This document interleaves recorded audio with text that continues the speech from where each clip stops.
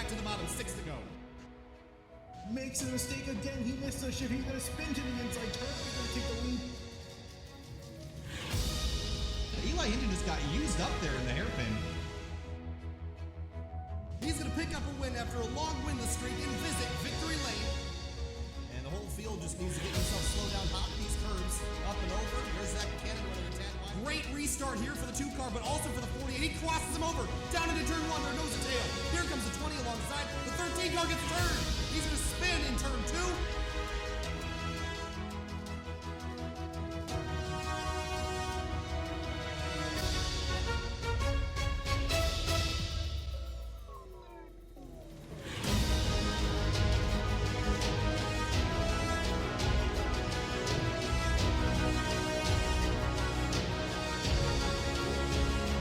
The MYLAPS Indy Elite Series returns this week after a wild season opener in Pocono, Pennsylvania.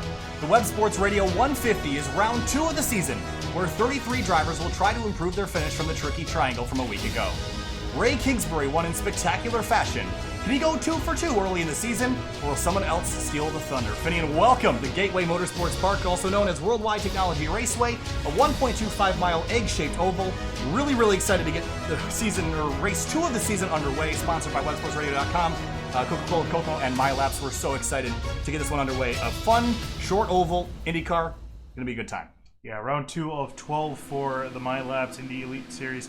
And, it's like you're saying, Gateway, fantastic racetrack, being associated with IndyCar for quite a while. It's put on some fantastic racing, and I think we're in for a great one tonight. I'm really curious on how the field's going to stack up, especially after Pocono, when we thought that, especially Brandon Trano, because he led over half of the race and was just upset by the victory the last few laps by Ray Kingsbury.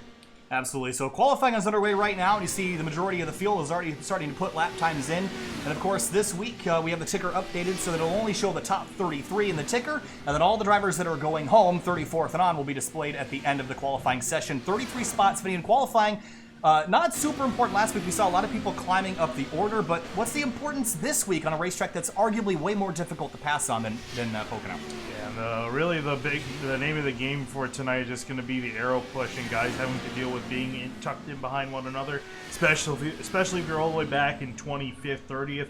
It's going to be a long night trying to pass. Passing is going to be pretty hard to do. You're going to probably do it more so in turns 3 and 4 where it's a lot more open, but it's going to take you a while to get to the front of the grid, and it's significantly shorter in distance compared to last week, too. Of course, my name is Kyle Heyer. I'm joined by Finian Dakuda tonight, and we are Sim TV, and we're joined now by a gentleman from Web Sports Radio who is sponsoring this race, and his name is Dan Ench. Dan, welcome to Sim TV, and thank you so much for coming on board and sponsoring race 2 of the season. Oh, my pleasure. I want to thank Joe Branch and the guys at Indy Elite for giving me an opportunity, giving us at Web Sports Radio an opportunity to pay homage to some people that we really think are near and dear to our hearts. We have a lot of people in our lives that are part of the group that are willing to lay themselves down for their fellow citizens, and that's what tonight's all about. This is our 4th season to sponsor this race. This is kind of my home track here in Missouri, so we always love to get together and do this, and our thanks to them. Hopefully we can put that Spark VR car in the winner's circle tonight. We've got 6 opportunities, 6 of us on track tonight for the team. And we've got some good ones out there. I think John Goke's going to have a chance. I think Ray Kingsbury's got a chance to repeat. And we're going to have some fun tonight in the Web Sports Radio Spark VR car. Absolutely. Coming out of a racetrack like Pocono last week, we know that's a very fast racetrack. The draft is very important. What does it take coming to a racetrack like Gateway or Wide Technology Raceway? Different style of racing. How do you make passes at a racetrack that's this small without much use of the draft? That's the whole trick. If you can figure that one out, let us know, because it is difficult out there. We found that out all week in practice. It's going to be hard to pass tonight and do it safely. You can get a good run. You can even get them in the first corner, but by the time you come out of the second corner, you're in trouble. You just got to cross over. That's going to be the best bet, is doing the over and under on a lot of these guys, especially on the big end of the track. And also patience tonight. We just don't want to see the kind of mess we had last week, and it's even more likely here. So we just got to be careful and be patient. Well, Dan, we want to thank you again for coming on board sponsoring this series. We wish you luck tonight, and currently looking at the board, I think you're scored 21st. So hopefully, I think you're actually already locked in, so you're good to go. Good luck out there tonight. Hopefully we'll see you in Victory Lane. Thanks a lot. You guys have a good broadcast. Absolutely. Thanks a lot, Dan. We'll see you later. All right, Finian. So Dan Ench, of course, coming on board, sponsoring the race. We're so excited to have Web Sports Radio on board with us. And if you're getting ready to watch this race tonight, 150 laps, go grab yourself an ice cold Coke, courtesy of Coca-Cola of Kokomo. Thank them for coming on board, and hopefully that relationship with them will increase. They've been an awesome partner so far. Very excited, as well as MYLAPS, MYLAPS timing and scoring solutions. And you can find all you want to know about MYLAPS in the video description. There is links and an informational document there to take a look at if you're interested in that sort of thing. We're actually heading down to Road Atlanta this weekend, and lots of timing and scoring and transponders and that sort of thing, and that is all MYLAPS does. And it's very exciting to have them joined with the Indy Elite Series for 2019. All right, 150 laps, Vinny. I know you got to go a little bit later to start up the fuel broadcast, so you're going to be with us for about half the event, or maybe a little bit less than that. But expectations for tonight, how do you pass on a racetrack like this, and can you use multiple grooves? Multiple grooves. I think more so you're going to be using multiple grooves in 3 and 4. I think 1 and 2 it's going to be really tight as we're watching Rob Powers make his way around the track. But a lot of the guys think it's just that corner is 1 and 2 is just so quick around that part of the track that really you can't really go too high or too low. So it's kind of a balance that you got to continue with. But definitely in 3 and 4, the track widens out quite a bit, and it's a much faster section of the track, so you can just kind of at speed just kind of go high or low, although it will definitely change with conditions, especially once we get into the night. And you see the sun setting in the background, the Gateway Arch in St. Louis in the distance, and we have about 3.5 minutes left in qualifying, but almost every driver has taken a run at the grid so far, and Jonathan Goke in the number 8 is, looks like he is slowing down. Actually, he might be accelerating here to get his timed lap. We have 36 drivers that have showed up tonight, and 34 of them have put a time in. It means at the very least 3 of them are going home, 34th to 36th. Right now, the last driver, the driver on the bump, is Michael Peters in the number 3 car. He's sitting 33rd and on the cut line before tonight's event. And of course, if you want to win the championship, you can't be missing races. So qualifying, not only is it important in terms of track position, but if you want to run for the championship, you got to make every race. Yeah, that's really the big key. We saw a lot of guys go home last week. I think we had 41 guys show up to enter last week, so only 36 here, so about only 3 are going home. I believe Niles Anders, I don't think he's actually in the server. So I don't think we'll see him. So definitely 2 more of these guys will be going home, waiting for Jonathan Goke. He's actually going to go 22nd. So that pushes Richard Holt and Michael Peters out in the bump zone. And so the 22nd quick for the number 8. We're looking at Joshua Chin right now. He's 29th. He's in the show. We want to give a special shout out to Spark VR. They're a virtual reality. I guess I don't really want to call it it gets us an arcade sort of thing in Connecticut, and they're actually watching right now. They got a couple drivers in the field, so we want to give a shout out to Spark VR. If you're watching from there, get ready for a really good show. Grab yourself an ice cold Coke, as we said before. 150 laps tonight, Finian. Taking a look at the track this evening, it's 1.25 miles, 4 turns. Turns 1 and 2, a lot tighter than 3 and 4, and on the inside, curbing and rumble strips.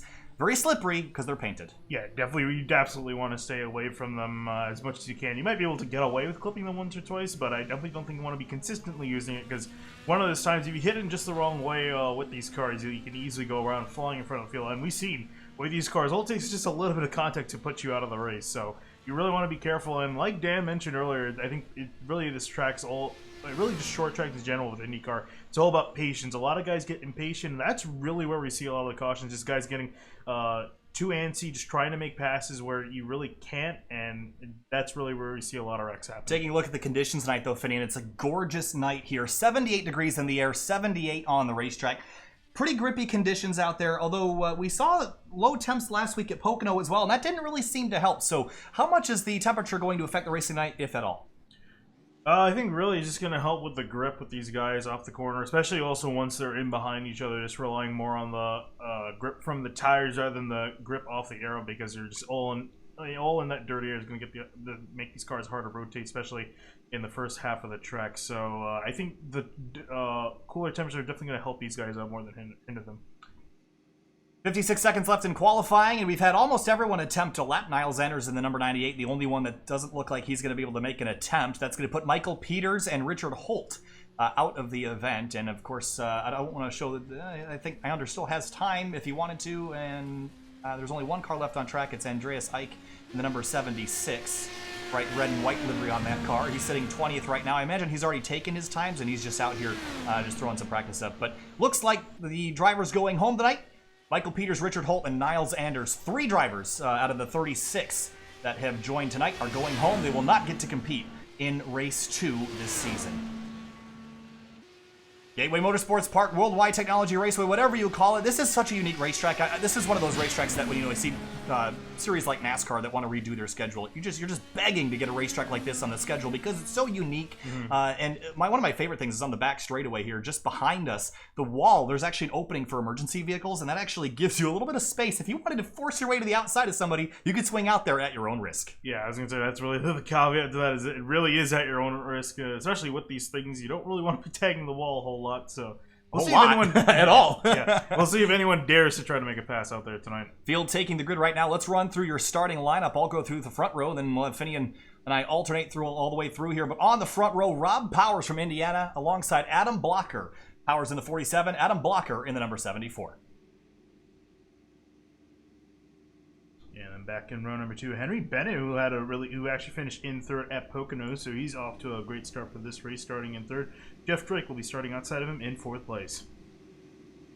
In 5th place, on the inside of row number 3, Chad Simpson from Texas alongside Logan Simmons from the Mid-South in his number 75 IR18.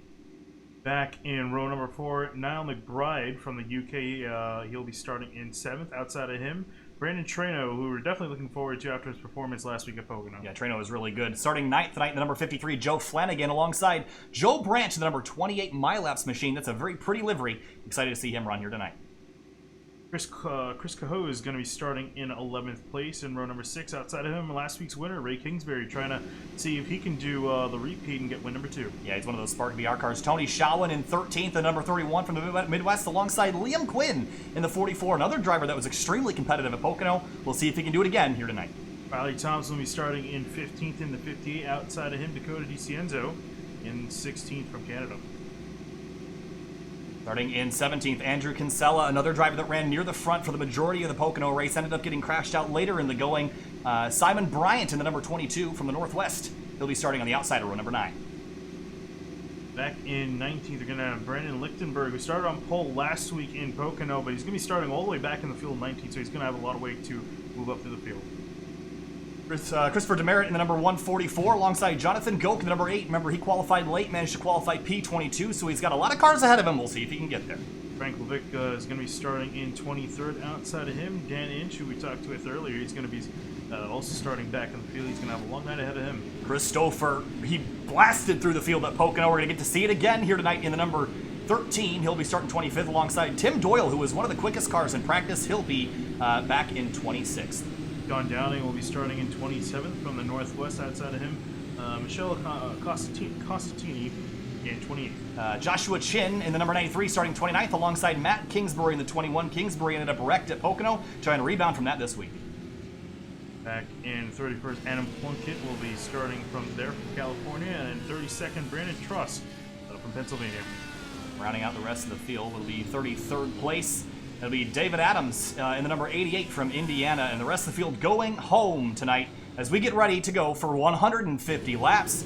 Oh boy, Finney, I'm so excited for this. We've been looking forward to this for a while. On a Tuesday night, the Indy Elite Series, sponsored by MYLAPS, ready to go racing here. Rob Powers in that 47, that's that blue car on the inside. He is your pole sitter for the start of this race, and he's got a lot of work to do to keep the field behind him. This race will take less than an hour if it goes green to the end, 150 laps at the 1.25-mile Wide Technology Raceway. Green flag in hand, green flag flies, racing here in St. Louis.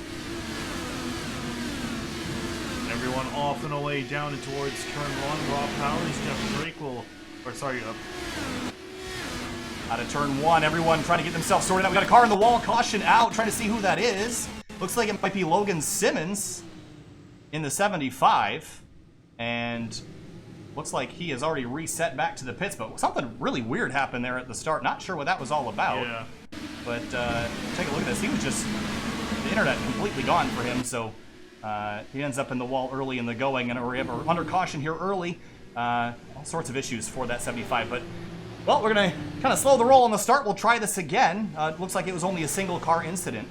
Yeah, that might have been him just trying to get out of the way. I think he knew his internet was going down, was just trying to make sure no one ended up hitting him and getting a phantom contact and just getting damage to their cars. So get these guys restarted really quickly here, as obviously no one should be a lap down other than Simmons, who might have to call it a day because he hit the wall pretty hard. So working lap 2 of 150, caution down in turn 1, lap 1, so obviously you got to slow the roll here a little bit for the start. Of course, if you see everyone listed out, I think that's just a glitch because the server was freaking out there with the car in the fence, so I think that'll sort itself out here soon. Michele Costantini in the 066 ran up front towards the beginning of Pocono. Right now is 23rd, has a little bit of work to do to get back up to the front, but Michele is very, very fast, and I imagine we'll see him climb through the field very quickly throughout this event. There we go, now the ticker's all sorted out, so whatever glitch was there has now sorted itself. So, slowing the roll here at the beginning. We talked about Gateway, how tricky it is down in the corners, kind of single line, but talk to me about the differences between turns 1 and 2 and 3 and 4. Downshifting to 4th, 3rd? I mean, how far are we downshifting in these cars? They've got 6 speeds. What are we going to? I think these guys are probably going to be in about 4th, maybe 3rd if they really want to get these things to rotate through the corner. It kind of depends on how they're really approaching it, if they're charging in harder on entry or aiming more for a good run off on exit. But yeah, so that this turn, and also I think really the thing with turns 1 and 2 is really going to be just managing not hitting the outside wall, because once you're in the aero wash and your tires are worn out, you can see a lot of guys getting really close to that safer barrier. The pace car works its way through 3 and 4. I don't think we'll see any pit stops here early. Really no point in doing that. I think you know, if you're concerned about fuel mileage, you might be kind of coasting around in 5th or 6th gear, but I think we're going to see probably everyone try to just run this normally, just run the tank out of fuel, come to pit road. I don't think we're going to see a whole lot of crazy strategy here this week. Probably not a whole lot as we work our way into this event. So Logan Simmons out of the race here, 33rd. Matt Kingsbury in the 21, sitting dead last right now on the racetrack. Remember, he crashed out, but Ray Kingsbury was the one that went to victory lane at Pocono, and I think we're expecting him to show a lot of speed. Now, remember, he did use a little bit of force on Brandon Traino, and there was some disagreement after the race, and there was a pretty intense conversation, from my understanding, about the post-race shenaniganry. I don't think we're going to see something like that again from Traino, but you know, we want to see the passion here. I mean, we're not just racing. You know, we are racing for fun. Let's make that clear. But we're racing for a championship, and every race counts, and you can't afford to be crashed out. And I think Traino really felt like he got taken advantage of there by Kingsbury, and I think he just was showing that he wasn't thrilled about it. I do think that incident is probably behind him. I think we're going to move on from that. But both those drivers will be near the front of the field, so we'll keep an eye as we make our way through this race. Yeah, Kingsbury up in 7th place. Over Traino, though, so mired back in 27th. Traino's got a lot of work to do to get that car up towards the front. Dakota DiCienzo in the 43. I believe it's a new livery on this car this week. And it's a very pretty one at that. Lead gaming on the side. Nice gold. That's a really pretty gold color. Yeah, that is a nice shade.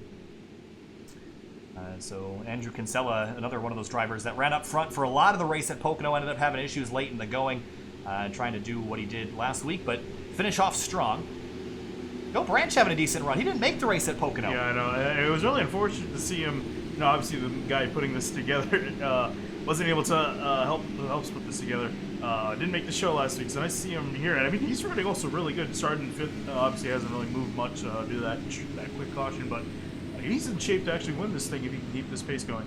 John Downing coming down pit lane, and we didn't expect to see any. Brandon Tross is also down pit lane as well, so we didn't expect to see pit stops, but a couple drivers coming down for potentially Firestones and some fuel. And again, the single file restart's different. We did some races here with some Xfinity cars and some Cup cars a few weeks back, and the double file restart's always exciting, but I think the excitement's toned back a little bit with the single file restarts, but it does create those chain reaction I don't even know. Bunching up. Bunching up is the word I'm looking for. And I think you got to be careful. If you're starting towards the rear of the field, don't get yourself in trouble on a restart. It's too early in the race for that. The pace car working its way through turns 3 and 4. We're going to try this again. It's now a 145 lap race. And this race tonight sponsored by websportsradio.com. And it's now the websportsradio.com 145. Green flag back in the air here at Gateway. Completely single file start down towards turn 1. Great jump for Rob Powers. Jeff Drake trying to catch up to the ball. Henry Bennett. Already some action heading up into turn 1. That's Chris Cahoon defending from Liam Quinn. Yeah, Liam Quinn in that purple and white livery. He's working his way up to trying to get to 9th. And you see in the background, that's Dakota DiCienzo in that yellow car. We've got some more issues down in turn 1. That's Matt Kingsbury. Caution out again here down in turn number 1. Yeah, John Downing, who just actually came into the pits He's going to have some pretty decent damage to his nose. Yeah, that front end's all torn off that car. So 2 cautions slowing the progress here early. Let's go back, take a look at... Actually, this was down in turn 3. No, yes, turn 1. Turn 1. Wow, they were pretty far behind the leaders there. Let's get a better look, maybe in slow motion here, as what happened. So maybe this started... it must have started with Kingsbury. So it was up the road and gets off into the corner and just slips. Yeah. And we'll ride on board, see if there was a downshift or something that led to that big impact for downing.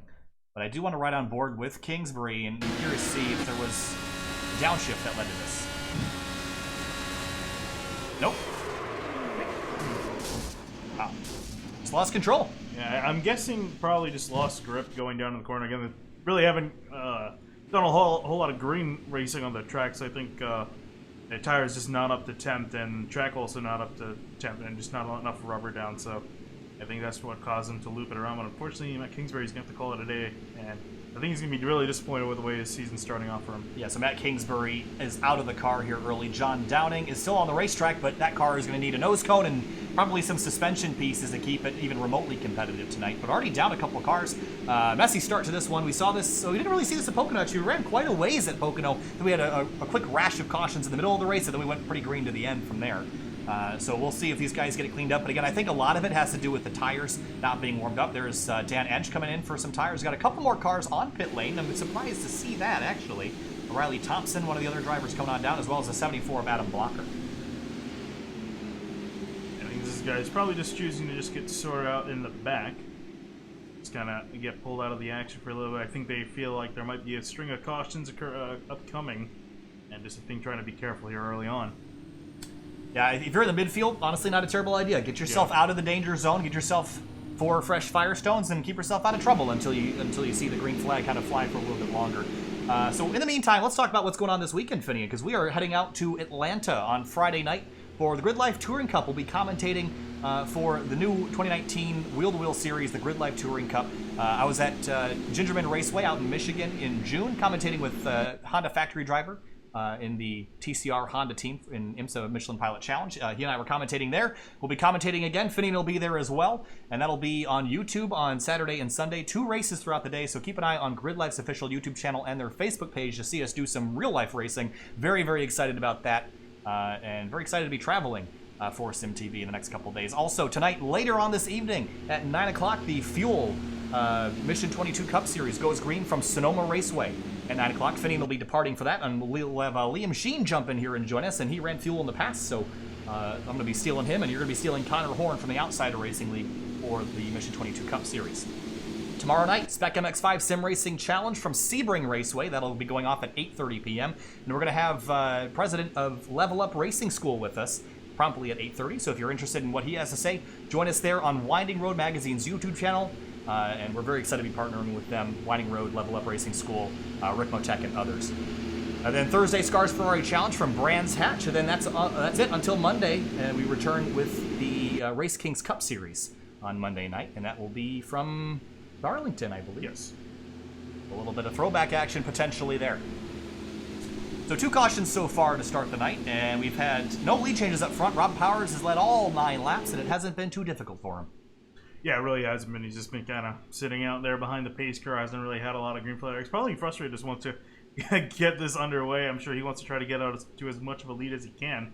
Got a pretty good jump over Jeff Drake last time through, but again, we haven't really had a whole lot of chance to see these guys at speed. Actually, we can get a camera on John Downing. I'm curious how he got that car fixed up. He's actually still, he might.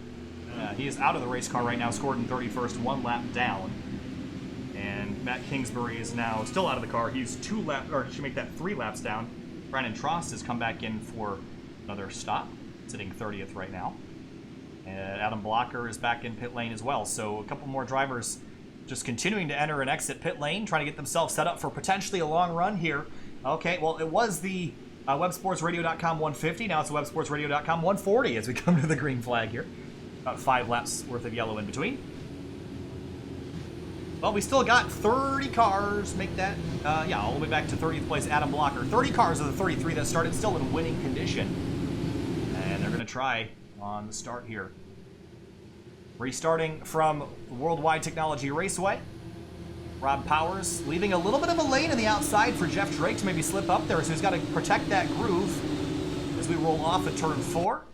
And that yellow flag gets traded for a green. And we're racing again here at Gateway.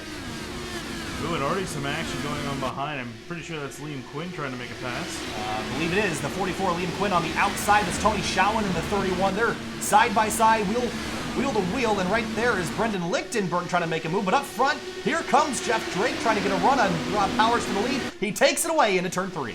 Henry Bennett also going to fall in behind too, so Rob Whoa! Powers... Ooh. And I think Powers got the fence there out of turn 4. A bit of a rub on the right side. But for the top spot, here comes Bennett in the 007 to the top spot. There's already 3 different leaders so far at the beginning of this race, but he's not done yet. Jeff Drake with the run on the outside. He's going to secure the spot, and behind them, Chad Simpson's going to try to fight with Rob Powers for third place. Yeah, Simpson to the inside. He was kind of mired in the rear at the end of the race last week at Pocono, but takes third place away. He might look for second as well. Henry Bennett just in front of him. Some more shuffling in the background, but Jeff Drake still has the lead in that number 92. See Drake taking the outside lane. Really nice Whoa! through the corner. Oh, right against the safety barrier. About as close as you can call it there. Caution in the background. Andreas Ike spun around, and there's multi-car accident, and looks like Chris Stouffer's also in it. Oh, someone was on the roof, or on the roll. Treno, Brandon Treno in the 9. Oh, no. And the third caution of the night comes out early in the going. And Treno, one of the dominant cars from last week, destroyed here early at Gateway. And how did this one happen? Well, let's start with Treno. I think he was the farthest up running of the drivers. I think this is where it starts. I stand corrected. Oh, he got run into from behind by the, I think that's the 11 of Tim Doyle. And then got mounted, got hit by Joshua Chin, I believe, in the 93. Yeah, so he gets drilled from behind. I don't think the 11 can see. And then, yeah, that's the 93 of Joshua Chin. Gets underneath him, and he slides on the roll hoop. But there was other drivers involved, Andreas Ike and Chris Stouffer. And it's going to start, I think. Oh, in the background, yeah, Stouffer and Ike get together. And let's take another look at that. So Ike's in this red and white car on the outside lanes. Stouffer on the inside. Stouffer just drifts up, hits the left rear. They both tangle. And then they get into the fence. But then Tim Doyle is following Treno. And remember, we're mounted up a little bit higher than he is, and you can't really see. And I think the 9 of Treno slowed up maybe a little bit too much. Honestly, yeah. I mean, the caution did come out, but you don't want to jam on your brakes right away. So Treno slowed up, and big damage to the 11 of Tim Doyle. He'll have to come down and get that fixed. Yeah, it's going to take quite a few drivers. So I think Treno, Stouffer, and Ike might be out. Ike might be able to fix his car, but I think definitely Stouffer and Treno will be falling in a day. They both had heavy impacts. Yeah, I think the wings will be able to be replaced on these cars. Actually, his car actually looks not too bad. They hit the wall pretty decent, but I think Stouffer's, they're both in pretty similar condition. Treno, however, that car, well, it might look okay, or at least look not quite as bad as it might be. Sliding up on the roll hoop, that's not going to be great for any components of the car. So I think that might be an extended stay in the garage for the number 9. So 3 cautions have slowed the progress here early. And Jeff Drake has taken the lead. He was very aggressive on the restart, as was Henry Bennett. Rob Powers, he might have gotten the fence out of turn 4 the first lap after the restart. I don't really see any damage. Maybe a little bit of a scrape on the side pod. And no, I don't really see a whole lot. Maybe the floor on the right side. I don't know if that's how it normally looks. There's a little bit of a scrape back here, but it really shouldn't affect him. That's just superficial damage at that point. Yeah, he's definitely far from being over. Just slight crinkle in the side. I mean, really the main part is you got to just worry about the wings and your suspension with the tire. Other than that, really any other part of the car is pretty okay to rough up just a little bit. Michele Costantini was up front for a lot of the Pocono race until he ended up having an issue later. But slow progress to the front for the 066. And his highest he's been is 18th, so he's gained 10 spots. Started in 28th, so at least good progress for Michele, but still a long ways to go before he's up battling for the win. I'm also looking at Joe Branch in the 28. Remember, he didn't even make the race last week. He's in it and inside the top 5 early here at Wide Technology Raceway. And I noticed on that start, too, he was being pretty cautious. He was just kind of biding his time. Doesn't really look like he wanted to get up in the, the constant passing that we usually see for the lead at Indy cars. So, so he's looking to be pretty patient. Again, like I said, I definitely think patience is the name of the game here. Try to stay out of as much trouble. He's pretty much in the top part of the field where he needs to be. It's a matter of just riding there making sure you get things done there and don't damage the car, more importantly. So rolling off of turn 4, Jeff Drake's got the top spot. Rob Powers sits third. He was the pole sitter on the night. Chad Simpson in the 42, one of those Spark VR cars. That is a gorgeous looking livery on that thing. And looks like he'll be in P4 for the restart. And no doubt has a lot of people cheering at him from Connecticut in the Spark VR Lounge. I'm very excited to have that. It was really cool to see that on Instagram today, having that shared. We want to thank Spark VR for doing that. Yeah, that is an awesome looking Isn't it? game. It reminds me, the red thing, it reminds me of the game Super Hot. Yes, it does, Yeah, actually. yeah. Super hot, yeah. I wonder if that's what they were going for. Honestly- but that game, that card just looks really, that is a really nice card. Yeah, so Chad Simpson in the 42, one of the Spark VR teammates, running in 4th at the moment. In about 5 minutes, Finian's going to have to go and take care of the Fuel Cup Series action. We have Liam Sheen on deck, just kind of waiting in the wings for his moment here as we working lap 17 of 150. And I expect to be able to join the Sonoma race towards the 3/4 of the way mark. Of course, we're cheering on the Sim Motorsports drivers there, as unbiased as possibly can. Going back to the restart here in the websportsradio.com 150. And of course, MYLAPS sponsoring the Indy Elite Series for 2019. I want to thank them again for coming on board as we roll out of turn number 4. We're going to try this again. 3 cautions in the first 17 laps. We're going to try to get a green flag run underway. And green flag back in the air. Jeff Drake leads them back in a great restart for the number 92. Yep, and off and away everyone goes. So you're getting an eye on Liam Queen. He's been making quite a few passes on these restarts. He kind of tucked him behind him. Also, Brennan Lichtenberg also was pretty aggressive on the start. Here he comes for a pass on Quinn. That's that number 10 car on the inside lane. The Broken Arrow logo on the side. He's going to dive to the inside of the 44. He'll take that spot away and set his sights on Chris Cahoe up the road. Meanwhile, Riley Thompson in the rear of the field. He was making moves on the restart in 23rd at the moment. Up front for 3rd, though, Chad Simpson has stolen 3rd spot away from Rob Powers and sets his sight on those top 2, Bennett and Drake up the road. Joe Branch also in behind, defending from now McBride. Here comes McBride now to the inside. McBride dives into turn 3 a lot faster through here than down in turn 1. This is perhaps a better place to make a move than down in turn 1 when it gets really tight. But side by side off of there, I see Tony Schauen in the background, that Valvoline sponsored car duking and diving around Lichtenberg and DiCienzo as they rocket off into turn 1. Quinn rocking the outside, Schauen and Lichtenberg towards the inside. Look at the speeds that they're doing here at Gateway. 191 miles an hour off into turn 3. That's a whole lot of speed for a track that's only about 1.25 miles. Up ahead, I see Joe Branch fighting for position. Joe Branch taking a look to the inside. That's Rob Powers. Powers seems like he's struggling. Was the pole sitter on the night, but he's done nothing but drop back and is under attack now from 5th place Joe Branch. Yeah, his car looked a lot better out in the open air. Remember, these guys are running open setup, so his car is running much better out in the open clean air, but I think stuck in traffic, his car is not looking as good. Here comes Joe Branch to the inside now. And down the front straightaway, you see him Power sitting in 5th gear, and Branch unable to do anything with that move. I see Liam Quinn in the background, that 44, diving to the inside of, that's Kingsbury, Ray Kingsbury that is, and made a move there. There's this bright orange and blue car. That is the 53 of Joe Flanagan. Take a look at Niall McBride up into turn 3. So 2x2 for these positions back here. Lots of people trying to work through traffic right now. That's Lichtenberg on the outside, Schauen on the inside, DiCienzo, that's that gold card. And working his way through. Whoa, a slide up the racetrack. That's Gok in the 8, kind of in the middle of this. And here we go, 3 wide for a little bit on the back straightaway. Who's going to give? Someone's going to have to. Oh, I don't think none of them are, but they're going to make it work, and Lichtenberg's going to come out on top of this. Kingsbury's going to try to slide in front of Gok, can't do it. Kinsella, that's that aquamarine colored car on the outside lane, and Liam Quinn in the back, and here comes DiCienzo way up the racetrack down in turn 1. Wow, that was a very violent turn to the outside, almost got into the wall there, lost a lot of speed. Now Liam Quinn trying to sort himself back in line. Kinsella taking a look to the inside of last week's winner, Ray Kingsbury. And looks like he'll take the spot away. Kingsbury slow off of turn 4, and here comes Quinn taking a look to the inside now down the front straight. Quinn was making some contact with Ray Kingsbury, and I heard he comes to the inside to make a pass, but back up front for the lead. Jeff Drake defending from Henry Bennett. These two have broken away from the rest of the field. Yeah, there was a pass for position going on there. We're going to jump back to that battle in the middle of the field. Here comes Schauen all the way to the inside lane underneath Liam Quinn. Schauen making some moves, going to fall right in behind Kinsella. And it looks like Quinn's going to try the crossover on a turn 4. He does it, and Dakota DiCienzo is looking at this and licking his chops. He smells blood in the water and charging towards the top 15. And Ray Kingsbury all sorts of sideways through 1 and 2. He lost a lot of momentum, and some checkups there by Liam Quinn, nowhere to go. Yeah, even DiCenzo checks up a little bit, challenged to the inside of Kingsbury now. And he's going to get that spot, move himself up into 12th.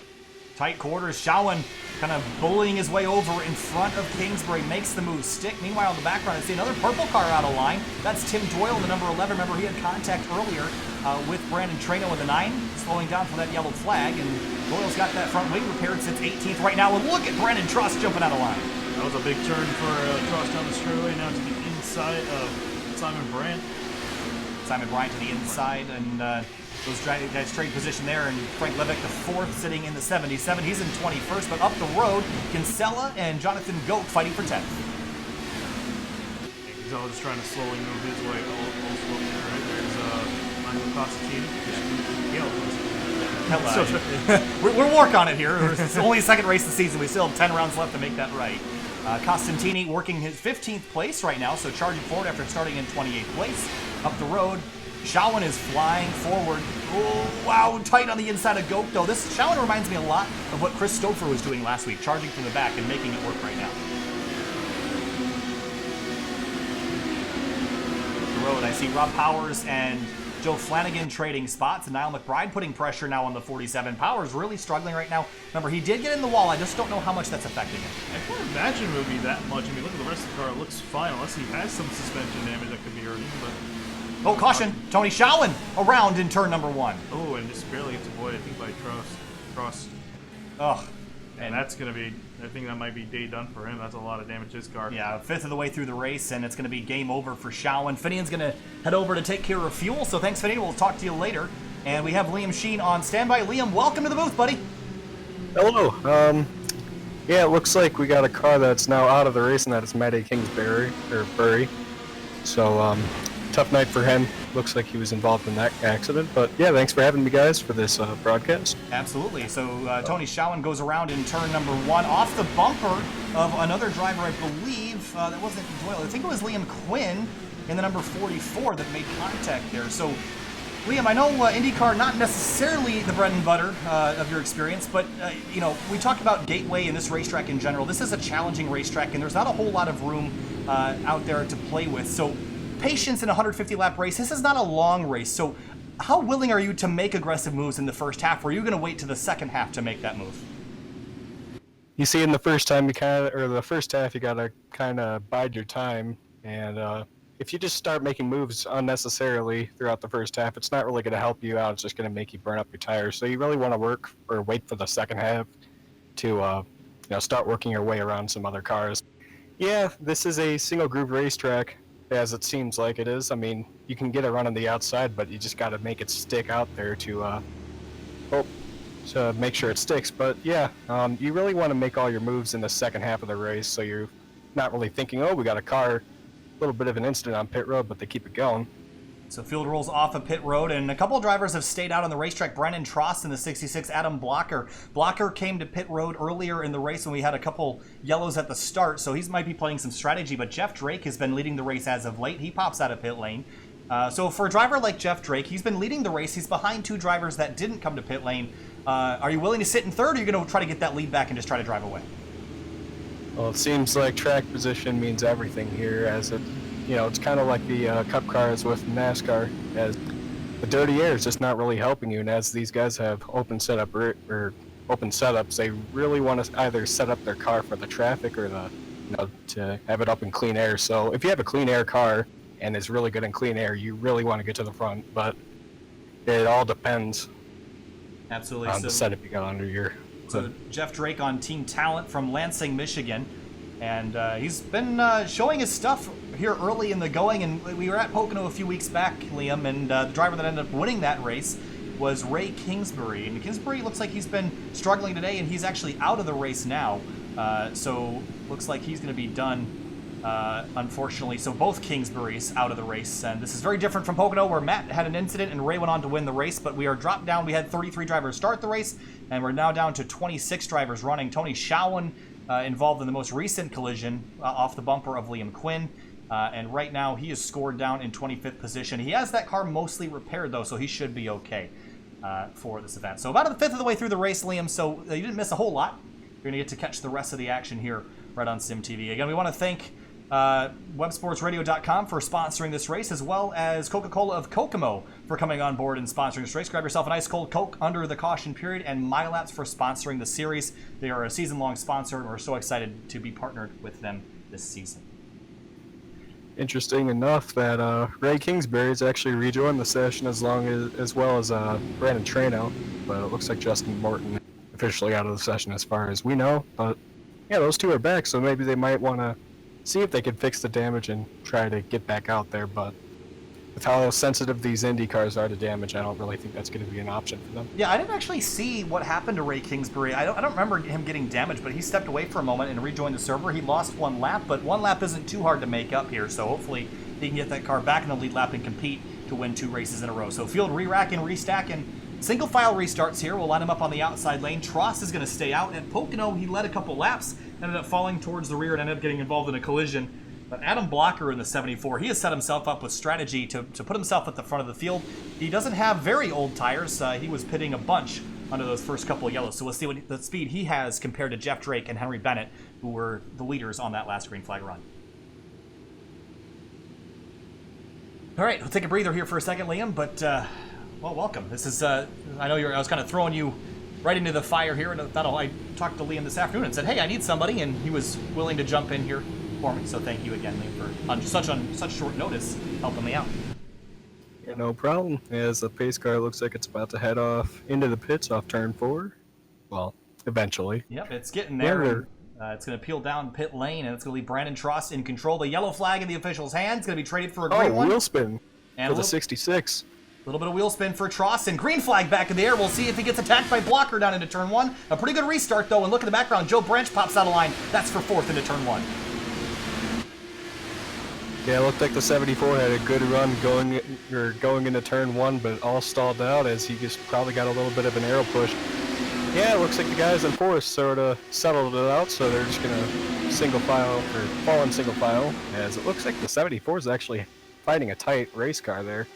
Yeah, so Blocker struggling with a little bit of understeer right now. In the background, though, I see 3 wide out into turn 1. Golcom in the middle of that contact, and it looks like, wow, Rob Powers, the pole sitter, barrel rolling down in turn 1. Huge crash in. The pole sitter is out of the race. Oh, I hate that for Powers, who was struggling on pace and gets taken out here on lap 36. The pace car redeploys, and Liam, there's not much worse than starting in 1st and ending your day out of the race. Yeah, you just gotta hate that for him. Never want to end your race in a barrel roll, and especially in an Indy car, as it seems like he just, I don't know, it looked like the red car in the middle there, I'm not sure who that was, but it looked like he got tight coming into 1 and just couldn't hold it down there. Yeah, it's and interesting, and it looks like the 92 got around the 74 before the caution came out, so. Such a big hit. You see that is a red car there. I'm trying to see, is it Chad Set? No, it was driver farther back, Chris Cahoe. I'm trying to see who that driver is. It is Chris Cahoe in the 57, so we'll get a better slow motion view. And I don't think Cahoe did anything wrong here, Liam. If I'm looking at this, to me, he holds his line. I think that looks like Powers maybe came down a little bit, and that is what caused that incident there. At least from my perspective, I don't know what you're seeing, but to me it looks like Powers just came down the racetrack a little bit, trying to make the corner, but I don't know if he knew if the that other car on the inside, the other Spark VR machine, was to his inside.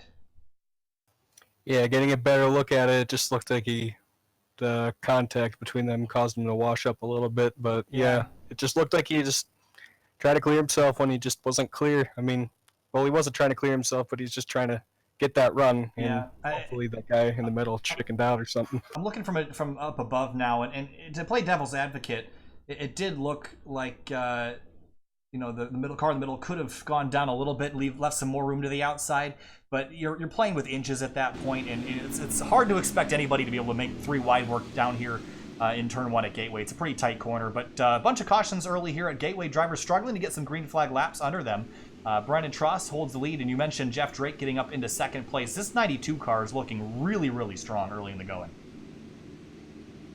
Yeah, and he's probably glad he got a restart there, so he's not stuck behind a car that just can't really, or is struggling with making the corner. But now he's able to set his sights on the 66 car, so see how this plays out for him on this restart. Yeah, but, I'm I'm also taking a look at the nose of these cars. Right above, or right in front of the cockpit, there's that new, I don't remember what they called it, but it's a new device that they planted on the front, right in front of the little windscreen there, and that is to deflect debris and keep the driver safe if debris is coming at the driver's helmet. Now, the problem with that, we can't get a direct angle because we're sitting off to the shoulder of the driver here, but that is blocking a lot of the vision of these drivers, and that's certainly not helping. It's something that a lot of these drivers probably don't have a lot of experience driving. They only had to deal with it once so far at Pocono Raceway last week. It's a new addition to the race car, so I'm sure visibility to the front is suffering quite a bit with that new addition on the nose of the car.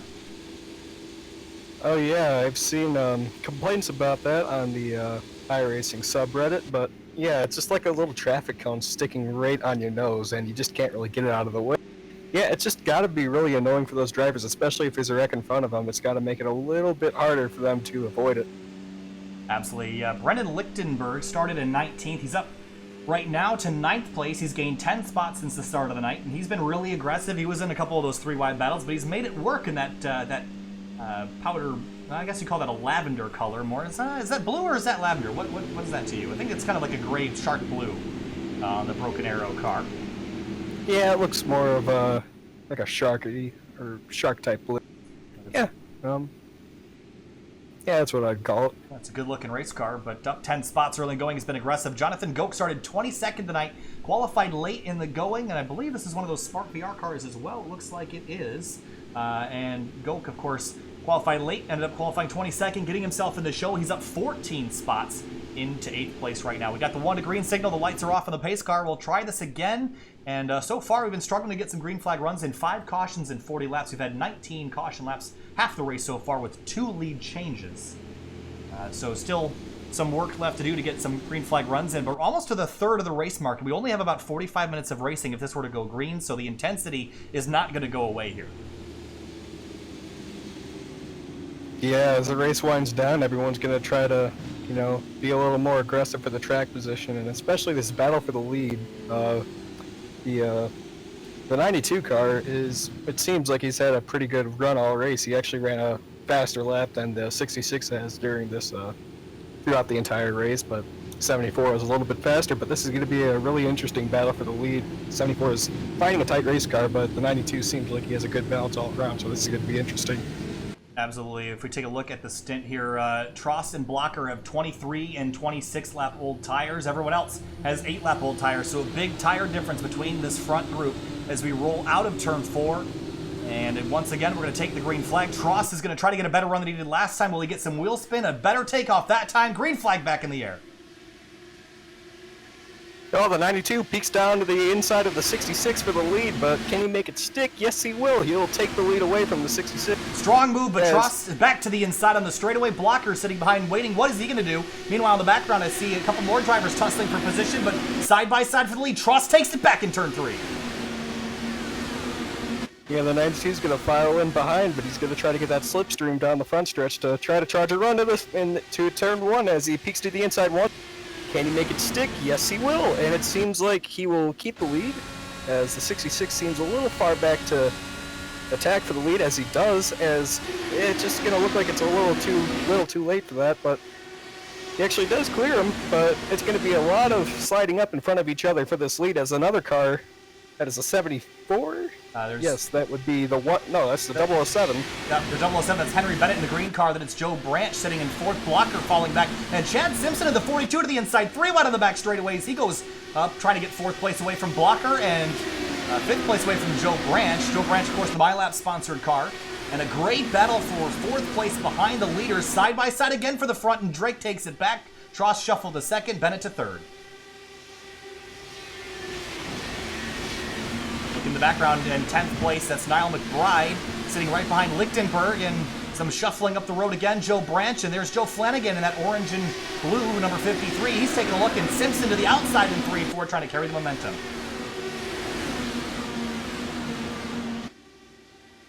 Good runs here. Liam Quinn in the background, that's that purple car at the far right of the shot. There was contact earlier in the race, but it looks like that wing has been replaced. And that's Andrew Kinsella, the aquamarine car on the inside in 10th. He's going to clear Niall McBride and set his sights on Lichtenberg. Popping out of line in the background, I see Christopher Demerit in the 144. Haven't talked about him yet, but he's teammates with Jeff Drake actually correct that. Trying to figure out if that's the right car. The other Broken Arrow car. No, it was Brennan Lichtenberg is what I'm thinking of, the Broken Arrow teammate. Up front, it's the 92. He's actually cleared the 007 and 66 by just about a second. But yeah, it's all up front for him. He has the fresher tire, so this is going to be easier for him. Adam Blocker in 6th place under attack from Chad Simpson, and Jonathan Goke up the outside lane now in the number 8. He's going to drive in on the rear bumper of the 74. He's going to give him a shot. Contact, and around he goes. Oh, and Goke spins and clips a couple more cars as he slides down the back straightaway and caution out again. Yeah, that rear wing looks pretty much destroyed. And the front winged, but yeah, just tough break for the 8. Yeah, we're going to look at this in slow motion here and see how this happened, but he drives in right on the rear wing of the 74 blocker. He drove in really hard off into the corner. He's actually going to clip the wheel of the 74 and actually damage his rear wing. Then he's going to dive down to the inside, try to cross over his teammate in the Spark VR car. That's Chad Simpson. And then the Broken Arrow, that's Brennan Lichtenberg. He gets made contact with there. Then he slides back and contacts with Liam Quinn. And yeah, so the 8 car was a pinball there for a couple seconds out of turn 2. Yeah, it just looked like the 42 just got tight out of the corner, and the 8 just had such a run coming off the corner, and he just had no time to react or check up. So really unfortunate for the 8. Wow, to go to DiCienzo did a spectacular job. He's in this gold car, the number 43. He's sitting 14th right now. Here's his view. And he sees all this happen in front of him, jams on the binders, and somehow picks the right lane and sneaks on through without contact. Yeah, it looks like he missed that by about a foot, so really heads-up driving by Dakota DiCienzo.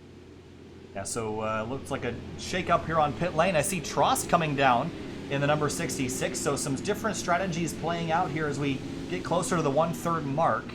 Remember, this is not a long race. It's 40 minutes if we were to go green to the end from here. So you're trying to think about how to set yourself up for the end. That is Tim Doyle out in 15th right now. He'll lead the rush off of pit lane. Riley Thompson was at the rear of the field. He missed that wreck. Coming in for 4 fresh Firestones and probably a tank of fuel.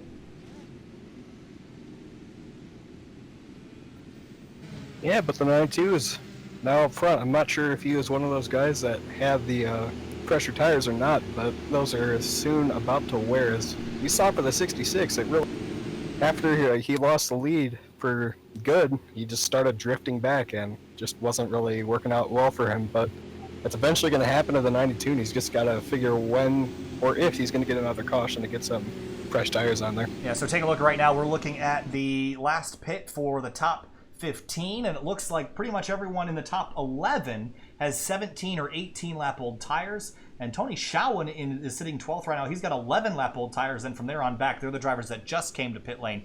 And Tony Schowen was destroyed earlier in the night. He's got his car repaired, and that Valvoline number 31 looks like it might be able to be competitive again. He was showing such promise early in the race, had some contact, and now trying to recover from that early mishap. I'm looking solidly at this 92 as my favorite to win this race early in the going. Henry Bennett also has a lot of speed.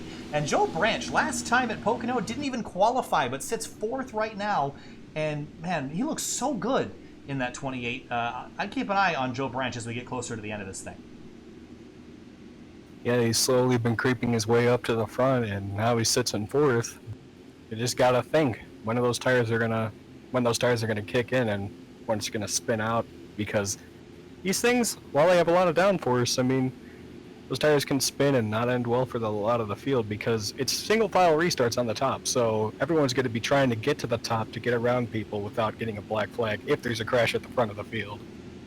Absolutely. Again, this race is brought to you by websportsradio.com. If you're interested in Web Sports Radio and their services and what they provide, you can take a look at the link. I posted it in the video description. Check that out. Under caution, you can grab yourself an ice cold Coke and open up that description. Click on all the links that are in there. Just open a couple different tabs and keep Chrome busy under yellow as we thank our sponsors for coming on board. It's not often that we get a series that is fully loaded out with sponsors like this, and it's very, very exciting to be working with such a great group of people. Of course, Dan Ensch We had a short interview with him earlier in the night in that number 52. He sits 24th right now, just trying to keep himself out of trouble until a little bit later in the race. Lights are out on the pace car, though, Liam, coming to the restart this time by.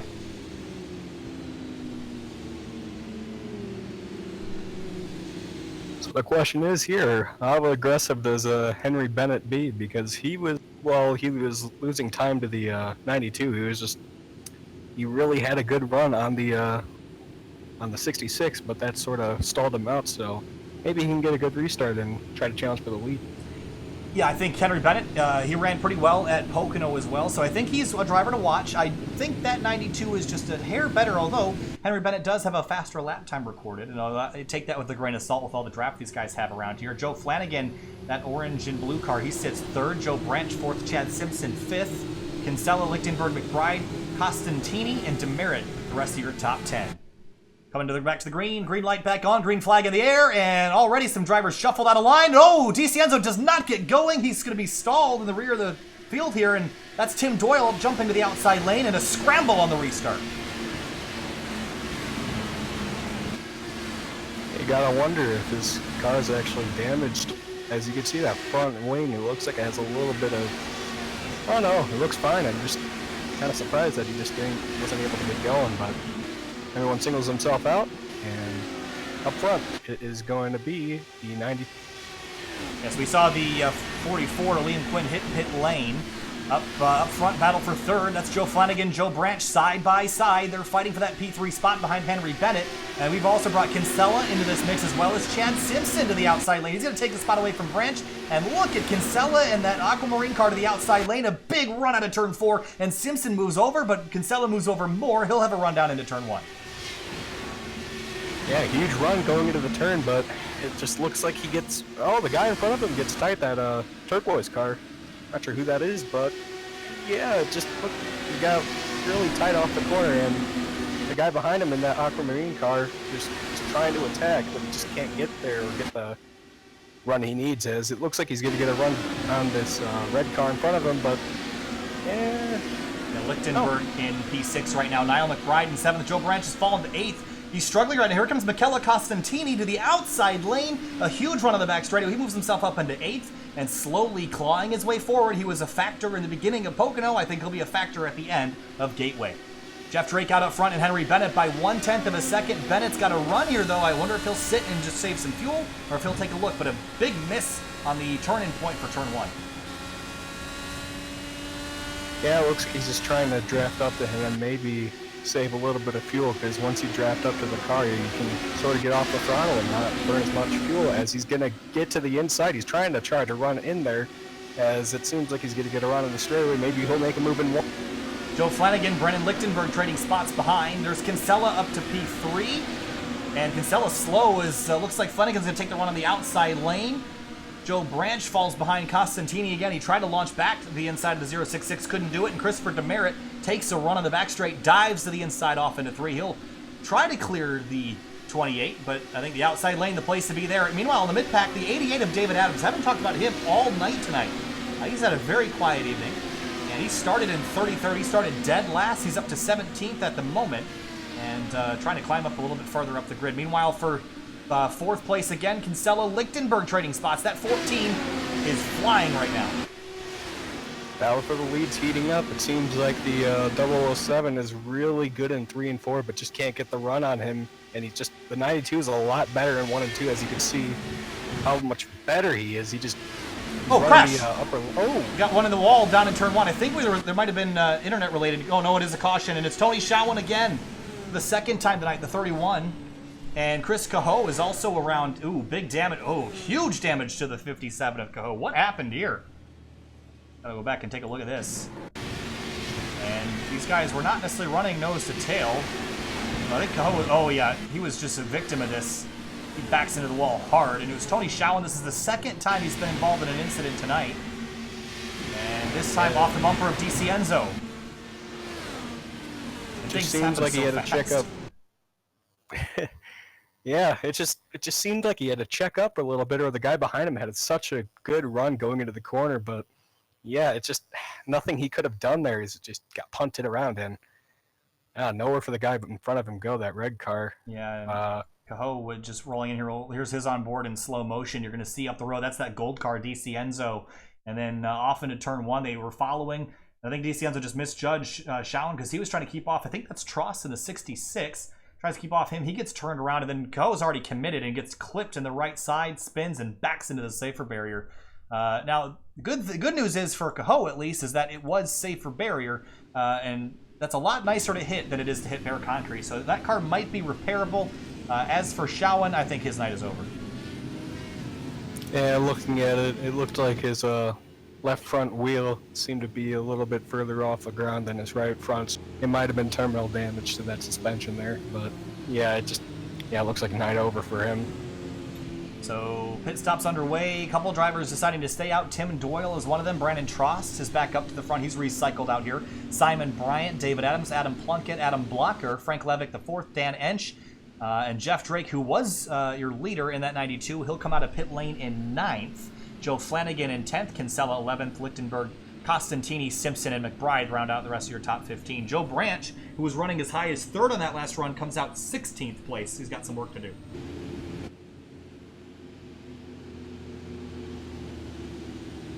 Yeah, it's going to be interesting to see how he makes his way through the traffic. It didn't really seem like he had, to deal with that much, but now that he's going to be 16th further back in the field, it's going to be a task for him.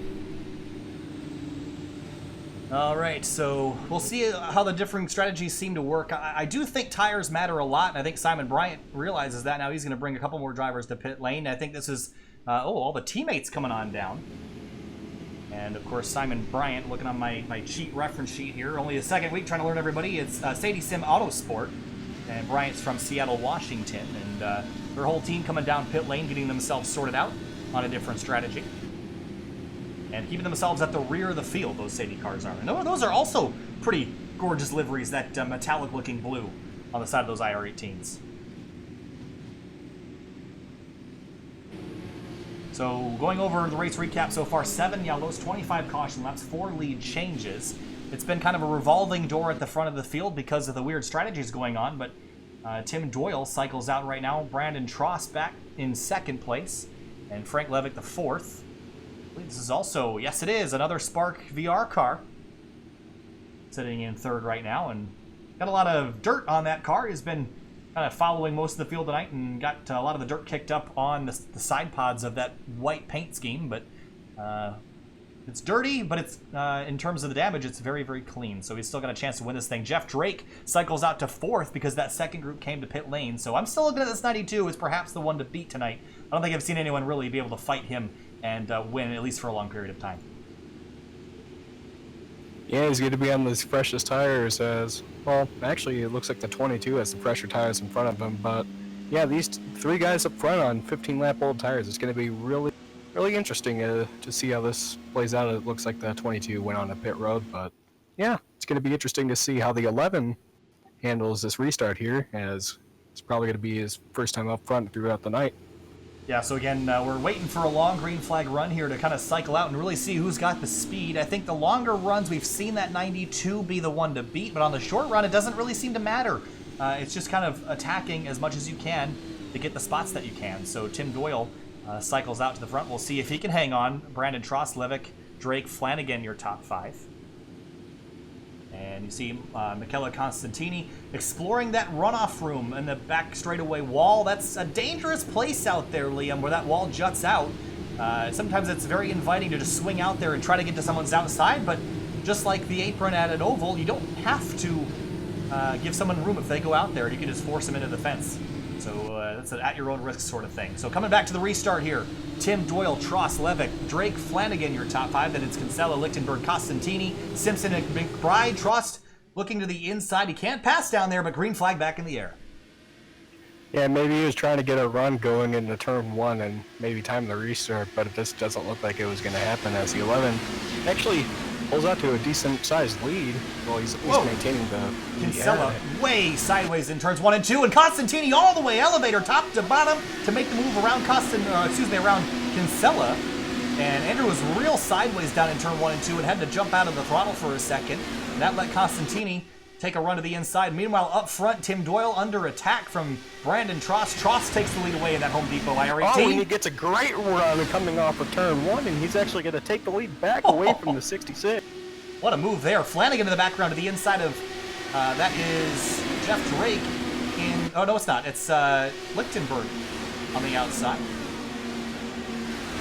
Yeah, it looks like he's going to get the spot away from him as the 66 is charging for the lead going into turn 1, but the 11 is so good on the outside. Wow! Yeah, Look at him the power just move. charged by him. That's incredible how fast the 11 swings around the outside of Trost. And in the background, that 92 is coming. So is Flanagan in the orange and blue 53. But back to the inside is Trost. This is getting really aggressive, and Drake has got to be careful. He's been dominant. You want to get caught up in these guys' mess if they make one.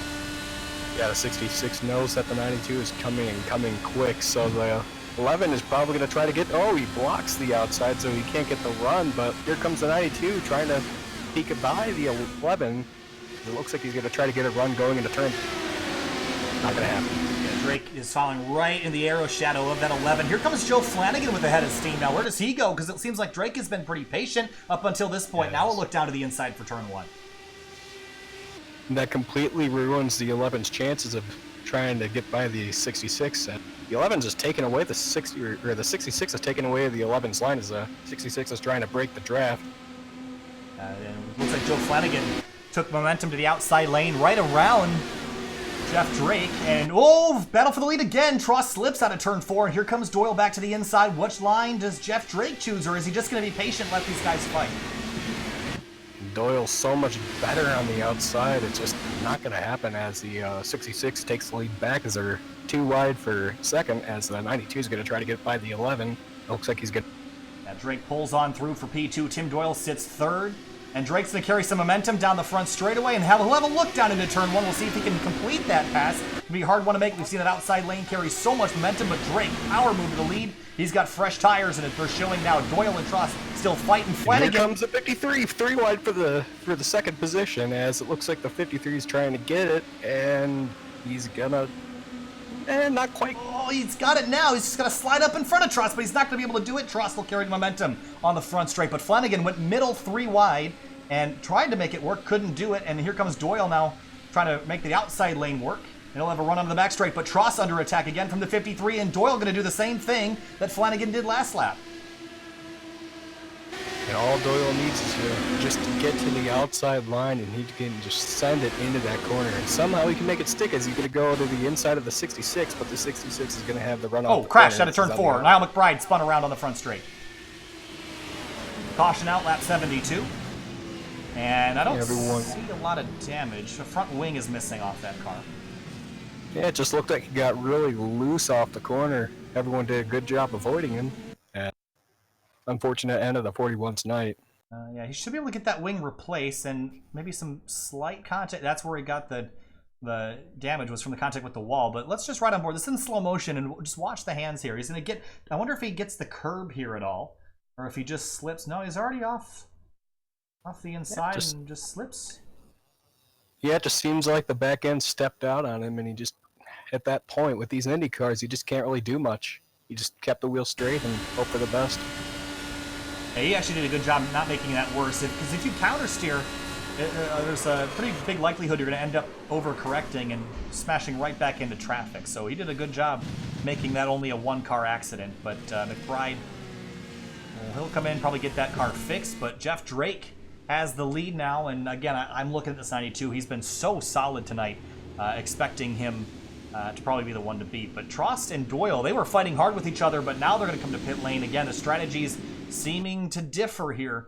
Costantini going to choose to stay out this time through. I like this call for the 066. Hasn't had a chance in clean air. He's going to try on this restart.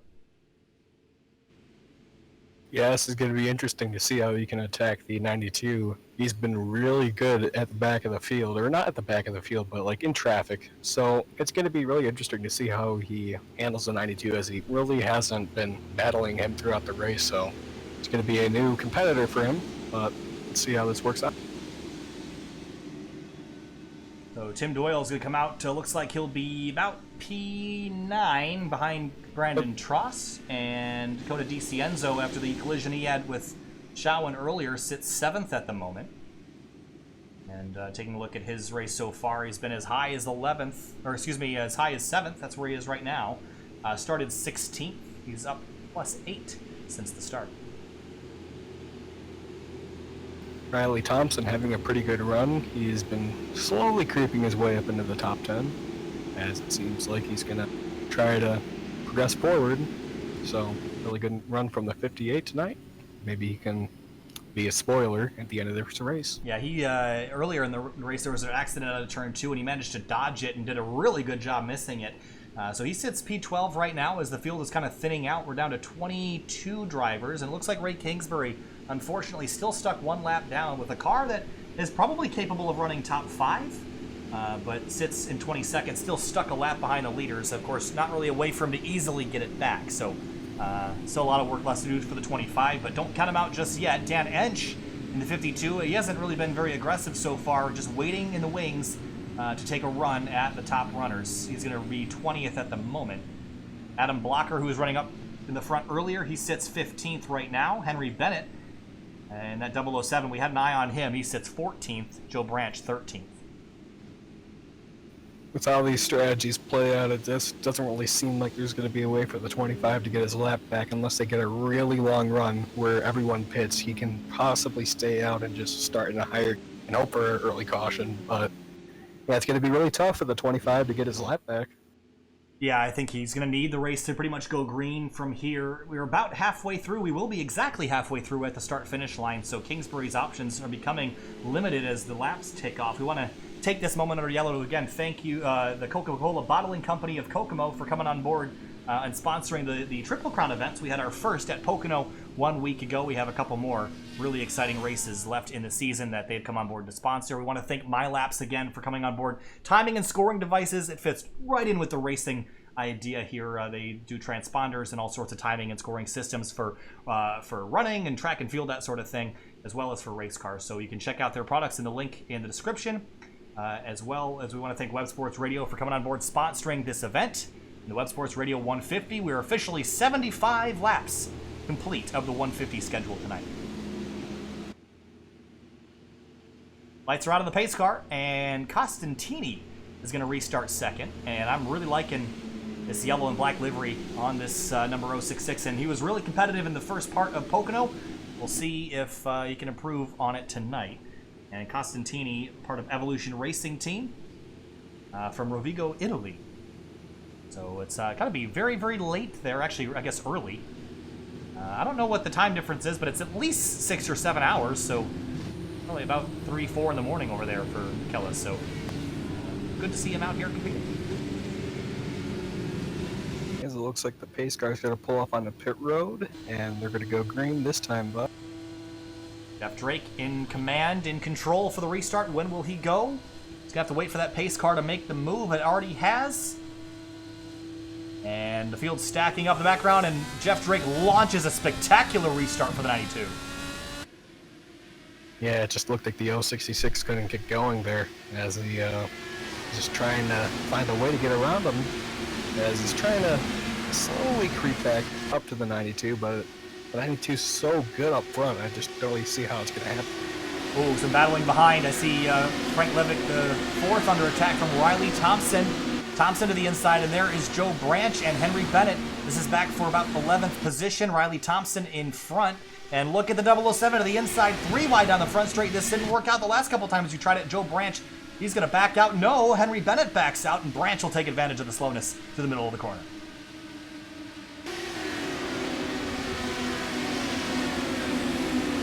Up front, though, Jeff Drake has the lead. Costantini trying to close. A big draft down the front straight and a run at the top spot. Costantini sits in line. He's going to wait. I don't think he's in any rush to take the lead away. I think he knows he's got older tires as he's willing just to kind of hang out there. Chad Simpson crossing over Demerit. This is a battle for 5th. Doesn't look like he's going to get the spot there, but up front, it looks like the exact opposite as we saw earlier with the 11 and 66. The 066 is really good in turn 3 and 4, but he's just really lacking in turn 1 and 2. As you can see, the 92 just pulls out way far ahead. He just can't get that charged run off the corner like the 11 could. But yeah, look at him get the run going into 3. He's able to close in so much, he just can't get to the inside going into turn 1.